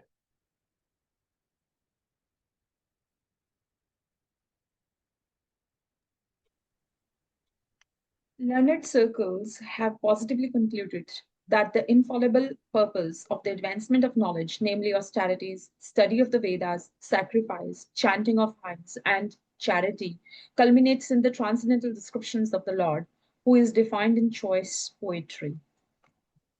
Yeah, thank you, Maharaj. So it is mentioned here that everything culminates in the transcendental descriptions of the Lord. And that is the conclusion of all the learned circles. That whether it is austerity that you're doing, study of Vedas you're doing, sacrifices, chanting, charity, everything finally culminates into the transcendental description of the Lord. So, so that is why Narada's instruction to Vyasadeva is that you should describe Lord's glories. Finally, Krishna Katha is everything. Without Krishna, nothing is useful. So focus on write the scriptures which is focused on Krishna Katha, and then it will be the most valuable. So that is the instruction Narada Muni has given. And to illustrate the example or the influence of the surcharged devotional environment, that what happens when there is this devotional environment is there. Now Narada Muni starts talking about his own example, that how it helped him in his previous life. So from now 23rd verse onward, he's talking about his own pastime, like how he came into Krishna consciousness. So let us read 23rd verse. O Muni, in the last millennium, I was born as the son of a certain maidservant engaged in the service of Brahmanas who were following the principles of Vedanta. When they were living together during the 4 months of the rainy season, I was engaged in their personal service. Hare Krishna. Hare Krishna. So we are going to move fast in this pastime. I think most of us know this pastime. At a very high level, we will actually talk about it, but we will keep moving. So, in the 7th canto, actually, there is a life before this maidservant's son's life is mentioned. So originally, Narad Muni was a Gandharva called Upabharana. And he was very handsome, and he had very attractive bodily structures. And then he was decorated with beautiful garlands, and he was very famous. So he was very popular amongst the women in the city. And thus, because of that, he was very bewildered. So once he was actually called for a Sankirtan. Gandharvas are actually singers. So he was called for the Sankirtan festival focused on the Supreme Lord, and it was organized by Prajapatis. And when he was actually called for singing, because of he was just intoxicated by this his own fame and his also the connection with the women, he started singing some mundane songs. And the Prajapatis became very, very unhappy that this was supposed to be the Sankirtan of the Supreme Lord, like focus on the glorify the Supreme Lord, and you are singing some mundane songs. So because you have committed an offense, they curse him, saying that because you have committed an offense, may you immediately become a Shudra, devoid of all beauty. So that is why this Upabharana, who's a Gandharva, very beautiful, he has taken now birth as a son of a maid servant, Dasi Putra. Now, as a son of a maid servant, his life is very miserable. One thing, he has most insignificant parentage. He is born in a Shudra family. Second, he has no money. He is very poor. Third, he has no education. Fourth, he has no beauty. So that is where he started. So, son of this maid servant, Narad Muni, in the previous life. So the 2 lives before, he was Upabharana. Now, this previous life, he has, because of this curse from the Prajapatis, he has born as a son of a maid servant. But he's saying that even with this low parentage and all these things, I was engaged in their personal service. And by the service of the Lord and his devotees, finally he became Narad Muni in this life. So Srila Prabhupada mentions in the purport, service of the devotee is more valuable than the service of the Lord. And that is why he's saying that every one of us should accept a spiritual master. And by serving the spiritual master, we approach the Supreme Lord. And then Lord will be pleased. So this pastime of Narad Muni is actually explaining the power of bhakti. So Narada's past life, he was born as a son of a maid servant. Okay, let's go ahead. Next verse. Hare Krishna, Prabhuji. Although they were impartial by nature, those followers of the Vedanta blessed me with their causeless mercy. As far as I was concerned, I was self-controlled and had no attachment for sports, even though I was a boy.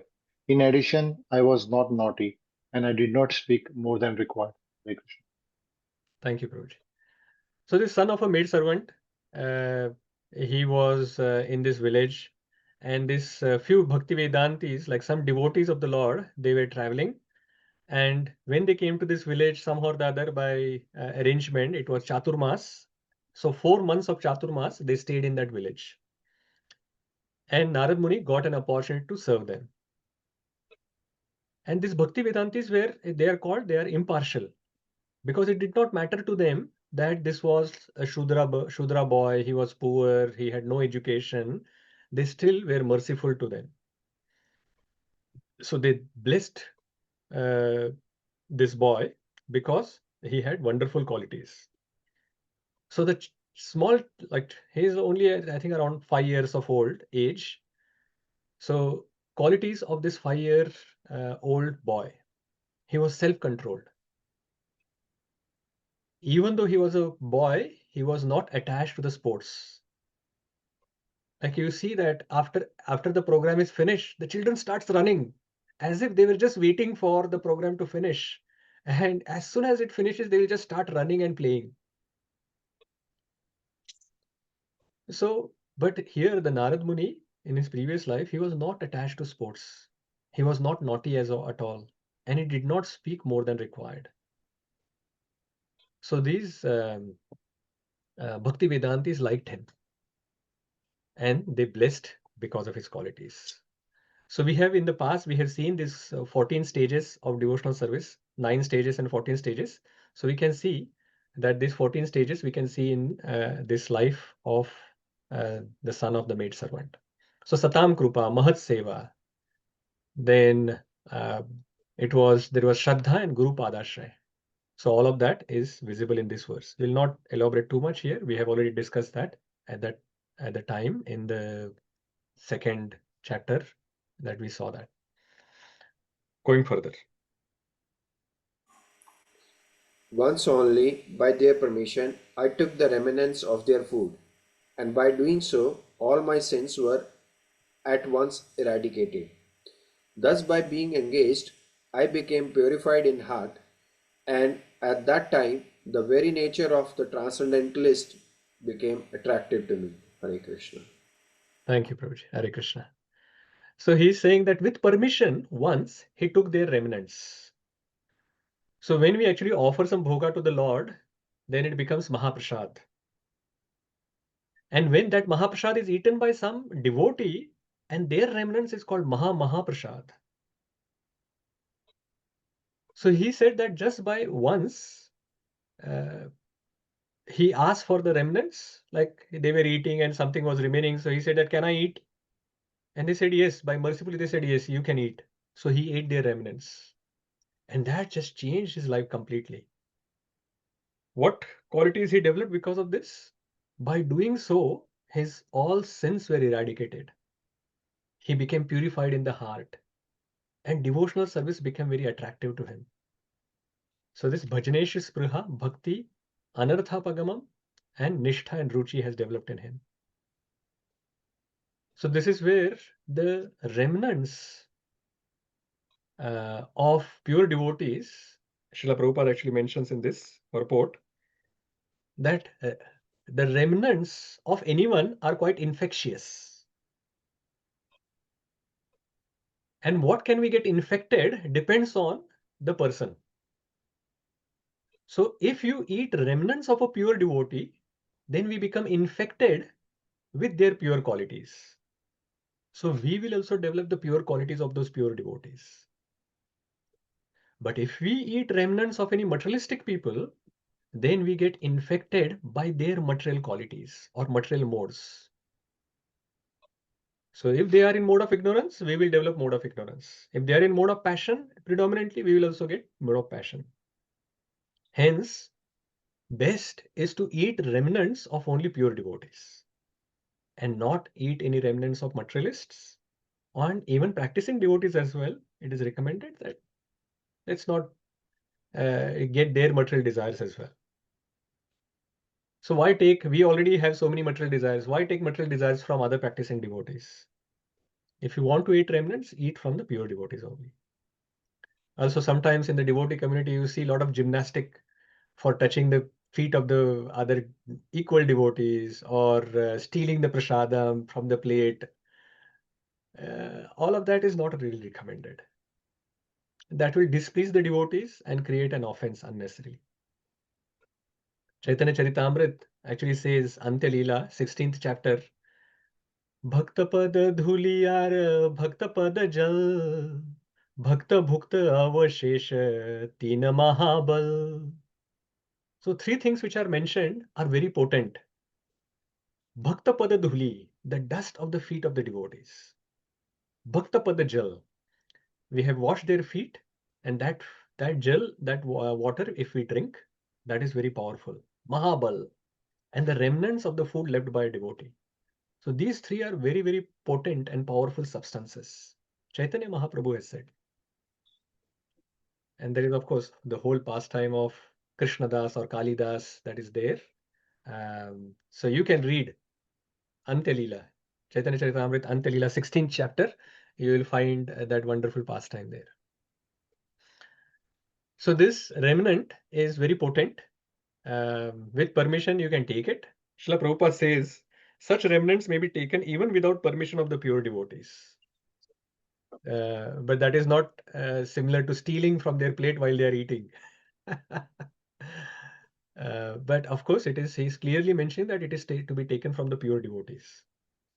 So if you do that, then because of the potency, because of their purity, that purity will also touch upon us, and we will also get the spiritual desires that they have, and our devotional service will become improved. And just like they have the ruchi and asakti, we will also get the ruchi for that. Okay, let's move on. 26. O Vyasadeva, in that association and by the mercy of those great Vedantists, I could hear them describe the attractive activities of the Lord Krishna, and thus listening attentively, my taste for hearing of the personality of Godhead increased at every step. Hare Krishna. Thank you.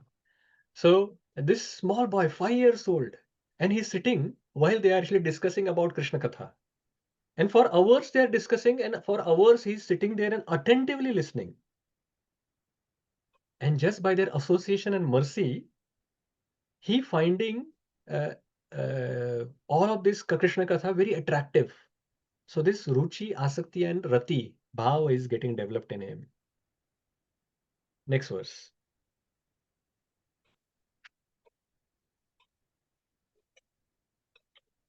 O great sage, as soon as I got a taste of the personality of Godhead, my attention to hear of the Lord was unflinching. And as my taste developed, I could realize that it was only in my ignorance that I had accepted gross and subtle coverings, both the Lord and I are transcendent. So because of his bhav and a prem is getting developed in him, he started using his gross body as well as subtle body in the service of the Lord. So gross body engaged in the service of the Lord and his devotees, and the subtle body became fixed, very attentive, and very fixed up in tasting the sweetness of the Lord. So that is how he started progressing. Next verse.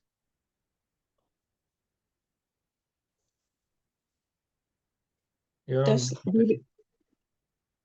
Okay, Ashoka Mataji, you can go ahead. During 2 sessions, the rainy season, thus during the seasons, the rainy season and autumn, I had the opportunity to hear these great souled sages consistently chant the unadulterated glories of the Lord Hari as the flow of my devotional service began. The covering of the modes of passion and ignorance vanished. Hare Krishna. Yeah. So 20th verse. So constantly he heard Lord's glories from them for 2 seasons, 4 months. And his passion and ignorance vanished, and he developed prema.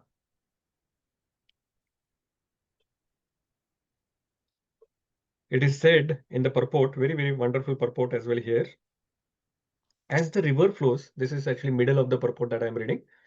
As the river flows on till she reaches the sea, similarly pure devotional service flows by the association of pure devotees till it reaches the ultimate goal, namely the transcendental love of God.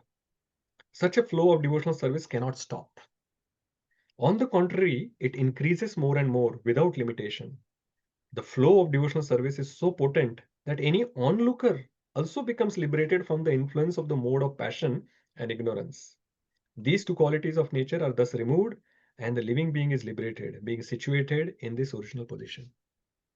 So when the flow of devotional service starts, it increases. It doesn't stop. It doesn't reduce. It just increases. And it becomes so powerful that even onlookers, there also passion and ignorance gets wiped off.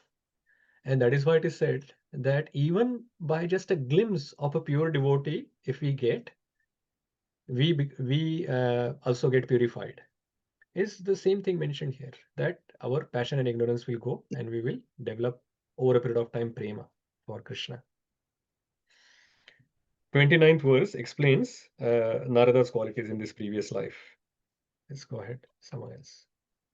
I was very much attached to those sages. I was gentle in behavior, and also my sins were eradicated in their service. In my heart, I had strong faith in them. I had subjugated the senses, and I was strictly following them with body and mind. Hare Krishna. Yeah. So wonderful verse. Qualities are given in this just one verse, and we can speak for a long time on this verse itself. Narada's qualities. He was very attached to the sages. So the sages are his spiritual master. So he was very attached to the spiritual master. Plus, he was gentle in behavior. So that is why their mercy was flowing onto him because of his gentle behavior. Very humble, very gentle. And because of his all sins were eradicated in their service. The other thing is he had strong faith in them. And he had controlled his senses. And he was strictly following them with body and mind. So all the instructions he was following. There was no wonder. There is no very surprising that he made such a big progress. These qualities, if we develop, we will also make progress in our devotional service. So please meditate on this verse and the qualities which are mentioned and see how we can improve. Let's go ahead. 30th.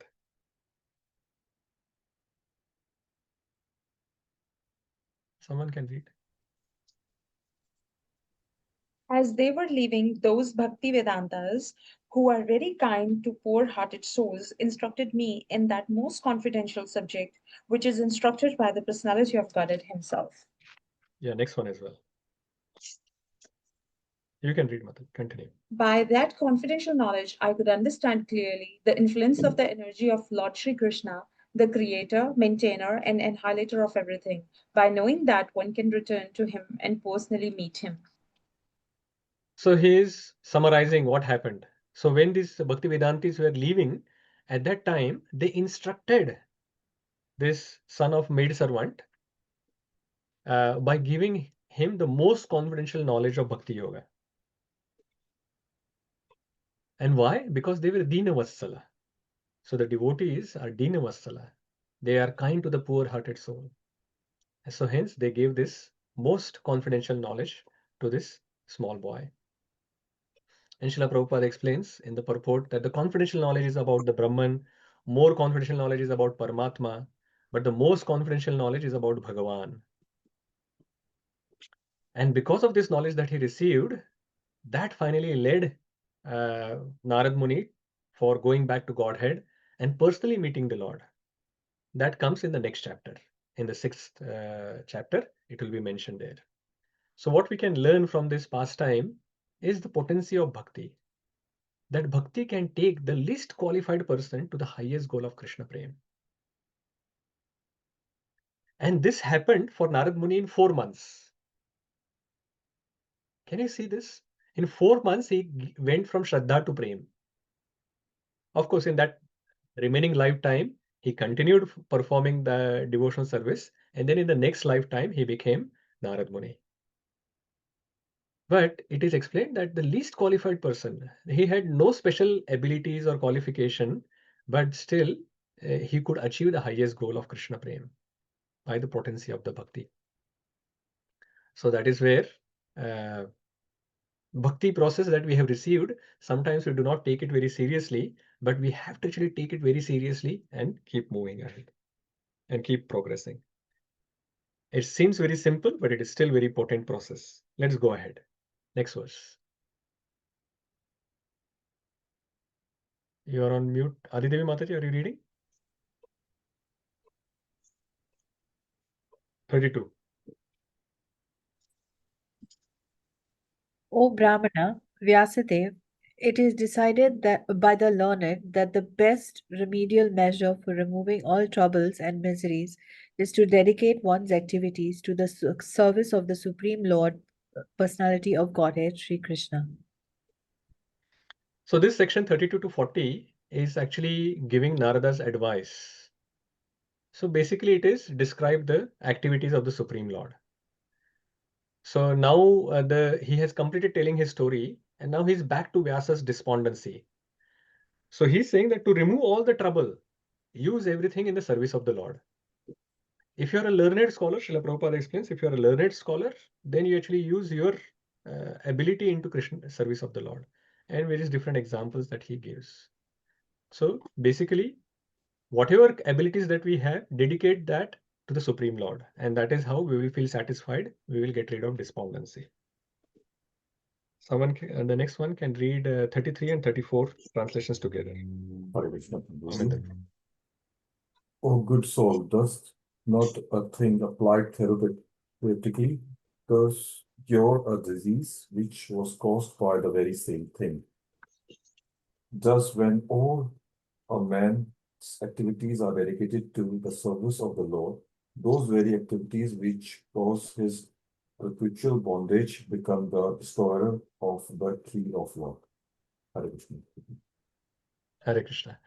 So Narada Muni is saying that that thing which has caused the problem, but if the same thing is applied therapeutically, so with therapy, some specific, the doctor is saying that use it like this or use it like that, the same thing which has caused the problem can solve the problem also. And Srila Prabhupada gives an example that just like sometimes you drink milk and that can cause some upset stomach. But yogurt, which is coming from the milk, from the same substance, if it is given therapeutically, then what will happen is it can solve the problem.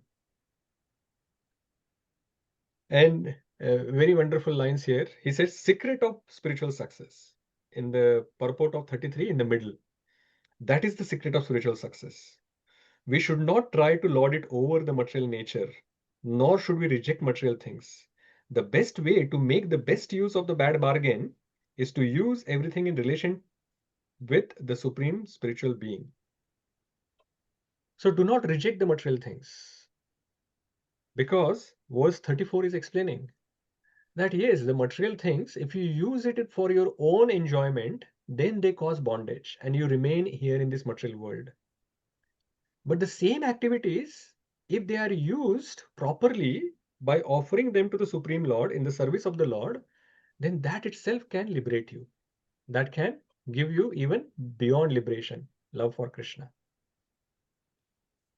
So that is how it is explained, that the cause of bondage becomes the cause of liberation. Next verse. 35.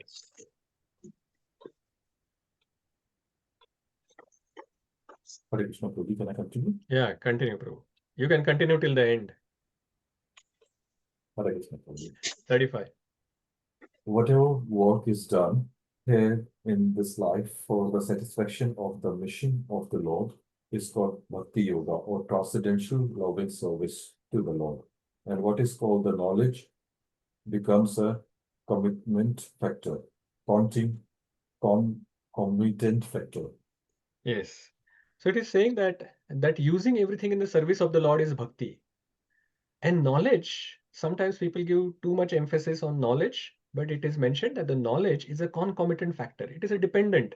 If you do bhakti, knowledge is going to come. And that is what was mentioned in Vasudeva Bhagavati Bhakti Yoga Prayojita. So that verse as well, 1 to 7 as well, we have seen that. Next verse. While performing duties according to the order of Shri Krishna, the Supreme Personality of Godhead, one constantly remembers him, his name, and his qualities. And while performing duties, this Swadharma, where you are offering everything to Krishna, remember Krishna. Always remember Krishna. Never forget Krishna. Krishna said in the 8th chapter as well, Tasma sarveshu kaleshu mam anusmara yudhyacha may arpita mano buddhir mame vaishyasi samshayaha. That mam anusmara yudhyacha. Always remember Krishna while executing his orders. Next verse. Hare Krishna Prabhuji. Let us all chant the glories of Vasudeva along with his plenary extension Padmana, Aniruddha, and Sankarshana. Sankarshana. So chant glories of Vasudeva is mentioned. Next verse.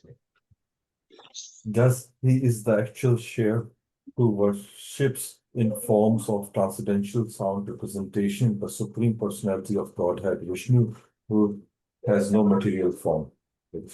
So here the glories of hearing the mantra, sound representation of the Supreme Lord is mentioned. So hence chanting is very important. So actual seer, like those who are actually seeing, they worship the sound representation of the Supreme Lord by chanting the mantra. Hare Krishna, Krishna Krishna, Hare Hare, Hare Rama, Rama Rama, Hare Rama Rama Hare. 39.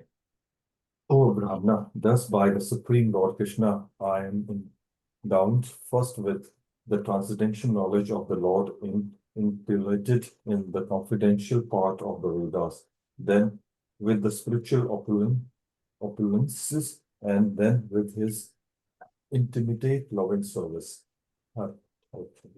So the Supreme Lord became pleased with Narada, and he gave these three things. First, the transcendental knowledge of the Lord. Second, the spiritual opulence. Jnana, then Aishwarya, and then with his intimate loving service. Bhava, prema is given to Nārada Muni. And the 14th is a concluding verse. Please therefore describe the Almighty Lord activities which you have learned by your vast knowledge of the Vedas, for that will satisfy the hankering of the great learned man and at the same time mitigate the miseries of the masses of common people who are always suffering from the material pangs. Indeed, there is no other way to get out of such miseries. Hare Krishna. Yeah, so it is a concluding instruction that Nārada Muni is giving that describe Lord's activities profusely. Why? Because it satisfies the hankering of the learned people. Plus, those who are not learned, for them as well, for the common people in general, they mitigate miseries.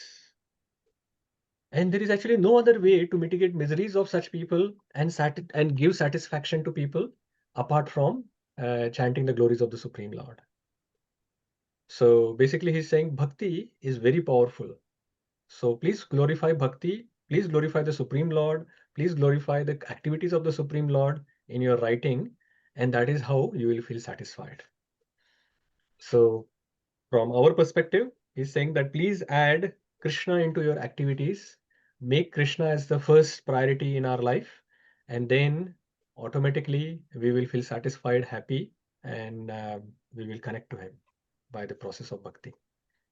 Thank you very much. I took a little longer today, 10 minutes extra it has gone. It was a bit longer chapter, plus somehow or the other, I got a little bit carried away on the feedback part. So it took a little longer. But thank you very much. Any comments, any reflections, any questions? We can take them now. Hare Krishna. Yes, Bharadwaj Rishi Prabhu. Hare Krishna Prabhuji. Thank you. I learned quite a lot today, Prabhuji, session.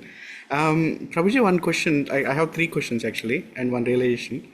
So one question is, so Just come up with three questions, Prabhu. I've been holding up, Prabhuji. So in Narada Bhakti Sutra, or in general also, it is mentioned that when a devotee is seeking Lord actually sends, either a guru or a sage in their way, so that they can actually take the next step.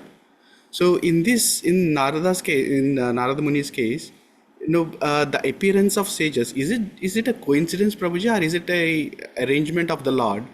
Like, because see, he has committed an offense and then he was cursed to be born as a maid servant's boy. So what mercy that he had that the sages actually came into his life, because that's a huge turnaround for him. Yeah. So that is not mentioned, but that is why it is mentioned that Mahat Kripa is required in the beginning. And Mahat Kripa doesn't have any cause as such. That Mahat or the devotees can actually give Kripa to anyone. For example, if someone is like the devotees are doing Sankirtan on the street. So if they are doing the Sankirtan on the street and someone is listening to that, it is not that they were there because of their past karma or something. It is they were there, they were just doing their materialistic activities. It is the kripa of the devotees that they are going on the street to distribute this Krishna consciousness. If someone takes it, then they can make progress. So there is no material cause as such because of him in the past or whatever, that he has done some good activities. That's why the devotees are coming into his life. Of course, if he is a devotee from the beginning, from the previous life, then definitely somehow or the other, the devotees will again come in this life. But in this Gandharva life, it is not mentioned that if you go even to the 7th canto, there is no specific mention that he was like a devotee or he has done some devotional service like that. So it is just the Satam Krupa. Right. That Mahat Krupa is there, because of which he is making that progress. Okay. Thank you. Okay. You can mention your reflection as well, Prabhu. So my reflection is like, when when Narada Muni actually praised Vyasadeva, that you knew everything, and then and immediately how Vyasadeva actually turned around and then he glorified Narada Muni even. So that's a like real practical lesson that when some senior devotee praises, like we should immediately reflect back how their impact in our life. And so that was really good. And this is like a very good way of passing the hot potato that we talk about, right? So passing the hot potato is one way is to whatever you have got, we can pass it on. Like this is not because of me, but because of what I have learned from someone. But here he has done a different kind of passing a hot potato. He glorified the other person even more. Yes. And in that, under that glorification, in front of that glorification, the glorification that you received is inferior. Yes. So that is an amazing way of Vyāsadeva. Yes, Prabhu. Okay. Adidevi Mataji. Hare Krishna Prabhu, thank you. So just as an extension of the points you mentioned earlier about feedback related points. So I heard in some lecture that the material energy has this tendency to bring us down from time to time. There is a Sanskrit word I heard about it. It was prati something, but I don't recall what it is. Do you know what that is? No. Okay. And second thing is like you mentioned, Bhakta Pada Dhuli, Bhakta Mahajal. And what was the Bhakta third? Padajan. Bhakta Bhakta Bhukta Avashesha. Bhakta Bhukta Avashesha means that is the remnants of their eaten. Bhakta Bhukta, whatever they have eaten, Avashesha is remnant. Bhakta Bhuta Bhukta. Bhakta Bhukta. Bhukta. But I'm preparing for the offering for Vyāsa Okay. Puja. So Nice. Okay. okay, yeah. Thank you. Hare Krishna. And Hare Krishna. Gaur Chandra Prabhu or Mataji. Hare Krishna, Prabhuji. Thank you for the session. So, Prabhuji, the take home is that regarding the feedback, it's our responsibility to reach our superiors and ask for feedback. So, this is very important that I learned today. And also, my question is regarding feedback only itself, Prabhuji. So, in the past, it's my personal experience. In the past, somebody asked me about a feedback, and when I gave because they asked me. So when I gave the feedback, to the point feedback, as far as I remember, it was a to the point feedback that I given. But then after that, there was passive aggression, like it was not taken properly, because and then again it was again in the second case again the same person asked me the feedback, but again it was not taken properly. So I was just wondering, like, sometimes is it possible that sometimes people ask us feedback because they just want to know what's going on in our mind, but they have no intention to just rectify or correct themselves, but they're just asking it because they want to know what's happening there in our mind. So it is possible that way as well, but also sometimes, even though in the beginning they may be genuinely asking the feedback, sometimes the medicine that they receive is too strong for them. So that is why I was mentioning earlier that when the relationship is not very strong, at that point in time, there is no point in giving too much critical feedback, even if someone asks for it. Like when the doctor doesn't know the patient properly, the doctor doesn't give the strongest medicine in the beginning. He will give some simple normal medicine, and they will say that, okay, take for 7 days and come back if that doesn't help you. Then after 7 days, if the things are not cured, then he will give a little bit stronger dose. And that is how he will increase the efficacy of the medicine. So this is how, even it is a formal relationship of a mentor and a mentee, even in that situation as well, there is no point in giving the strongest feedback. Just give a little bit and see how it works out. And then if that works out, then there is some more faith you will have that on the relationship, that you can actually give some little bit more, and then you can give more. Otherwise, as I was mentioning, sometimes people will become defensive, and sometimes they will even become more offensive if the dose was too strong for them, and that was not enough goodwill was there to accept that feedback. Because people hear many lectures, and people say, devotees, actually speakers mention, preachers mention that we should ask some seniors about feedback or whatever. People may just get carried away and ask for feedback, but they don't really mean, they didn't expect that we will get so much feedback. And when that Prabhuji only give positive feedback. no, positive. So feedback is always positive and negative both. So it is not that when we are saying that here Vyāsadeva is clearly asking for Nunam, deficiency. But in general, if someone asks, we should give positive and like whatever the areas of improvement, both. But even if you mention positive and then you give some Nunam, still it can create problems. That is the area that I'm covering. Of course, we are not Nārada Muni. We are not like the person is going to ask is not going to be Vyāsadeva. So always give 10 positive points and maybe one small area of improvement. And over a period of time, you can see how that relationship develops, and then you can give more if required. Okay, Prabhuji, it seems that giving feedback is also an art. Do you need to take the time? I think Gaurajan Prabhu. Can I ask Prabhuji if it's okay? Sure. Yeah. So Prabhuji, suppose, in regards to the feedback, sorry, I know you're getting a lot of questions about that. Now, suppose if one this is the most popular topic, Prabhu. Yeah. As I said, on that topic, we can go for 2 hours more. Yeah. So suppose if my Siksha Guru lives overseas, and and he knows what I tell him about me. So obviously I'm gonna tell everything good about myself, and my intention may be pure, that okay, I'm telling everything, like honestly, but there are maybe certain anarthas in me which I don't know and haven't noticed. No one has obviously notified those to me. So how do I in that scenario? And then obviously I'm getting all the praises in the form of feedbacks, because there's no one is seeing me here, because they're overseas. So how do I receive an honest feedback in that case? Yeah, definitely, Prabhuji. I think that is why someone local is required who can regularly observe us and can give us something specific for all of us.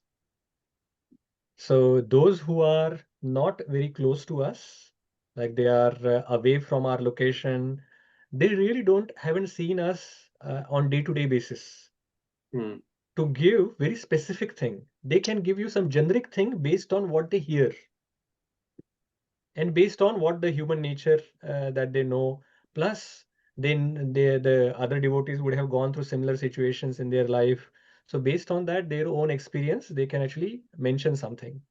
But if you really want something which is useful for our specific situation, then someone who is regularly close to us in association with us, they will be able to give the best.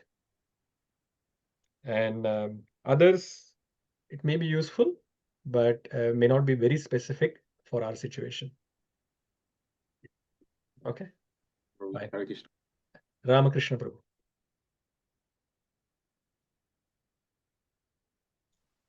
Hare Krishna Prabhuji, Dandavat Pranam. Dandavat. Prabhuji, the reflection is like feedback is important at any stage.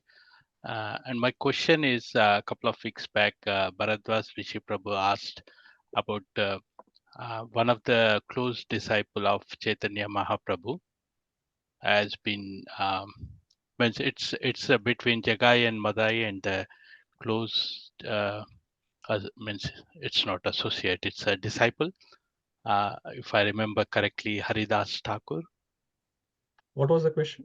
That means Chaitanya Mahaprabhu means the question is related to the 19th verse, that a devotee is never to be considered in the same as a fallen as karmi. So the means contradictorily, but Chaitanya Mahaprabhu has been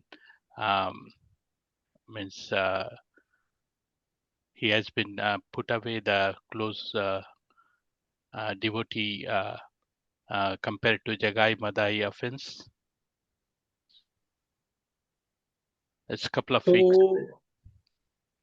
So what happened was Haridas Thakur and Jagai Madai. So you're saying that Jagai Madai was given more mercy than Haridas Thakur? Yes, Prabhuji. Oh, okay. That is not the case. That is not the case. Okay. Of course, Haridas Thakur and Nityananda Prabhu, against whom Jagai Madai actually did that offense. So they got, so Haridas Thakur and Nityananda Prabhu, they are the closest. They have already got the mercy from Chaitanya Mahaprabhu. They are the closest associates of Chaitanya Mahaprabhu. And it was the service that Chaitanya Mahaprabhu had given them. Service also is a mercy. And as part of that service, they were preaching to Jagai Madhai. And when they tried to hurt Nityananda Prabhu, then when Chaitanya Mahaprabhu came, he was going to kill both of them, Jagai and Madhai. So that is how they were going to do. So so that is how Chaitanya Mahaprabhu was going to deal with them. But because of Nityananda Prabhu's intervention, that is why then he gave them mercy. So it is the mercy of Nityananda Prabhu and his request, because of which Jagai and Madhai were accepted by Chaitanya Mahaprabhu. So, and that is how Jagai and Madhai got the mercy of Chaitanya Mahaprabhu. But that doesn't mean that they became even more dearer to Chaitanya Mahaprabhu than Nityananda Prabhu and Haridas Thakur. Okay. Fine. We'll take one or two last comments or reflections before we close. Aparna Mataji.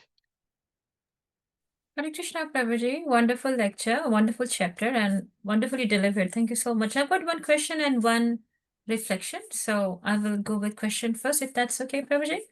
So in verse number 17, Prabhuji, the translation, the beginning, it says, one who has forsaken his material occupation to engage in the devotional service of the Lord. So Prabhuji, can you please explain the phrase forsaken his material occupation? What exactly does that mean? Sorry, which verse was that? It was verse number 17, Prabhuji, translation. Yeah. Even if it is said, even if you actually give up the Swadharma, And Swadharma could be, like as it was mentioned in the first paragraph itself by Srila Prabhupada, like as a parent, as a, like if you're a Kshatriya, you're a Vaishya, you're a Shudra or a Brahmana, whatever the occupational service that is there, or the service or the position or dharma of a family member, of a society, towards the country, towards the humanity, all of these could be Swadharmas at different levels. And even if we actually give up that Swadharma for taking up devotional service, that is okay. But the process of bhakti is not like that. But it is said, just like even if we actually give it up, that is fine. There is no harm done. But the process of bhakti is explained as whatever situation we are in, we keep Krishna in the center. And that is how we can actually progress in our devotional service.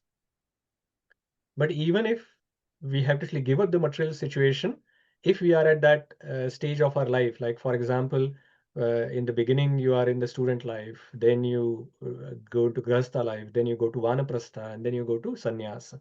So if you are at the stage of vanaprastha or sannyasa, and at that time you are giving up some of these things, renouncing some things, there is no loss.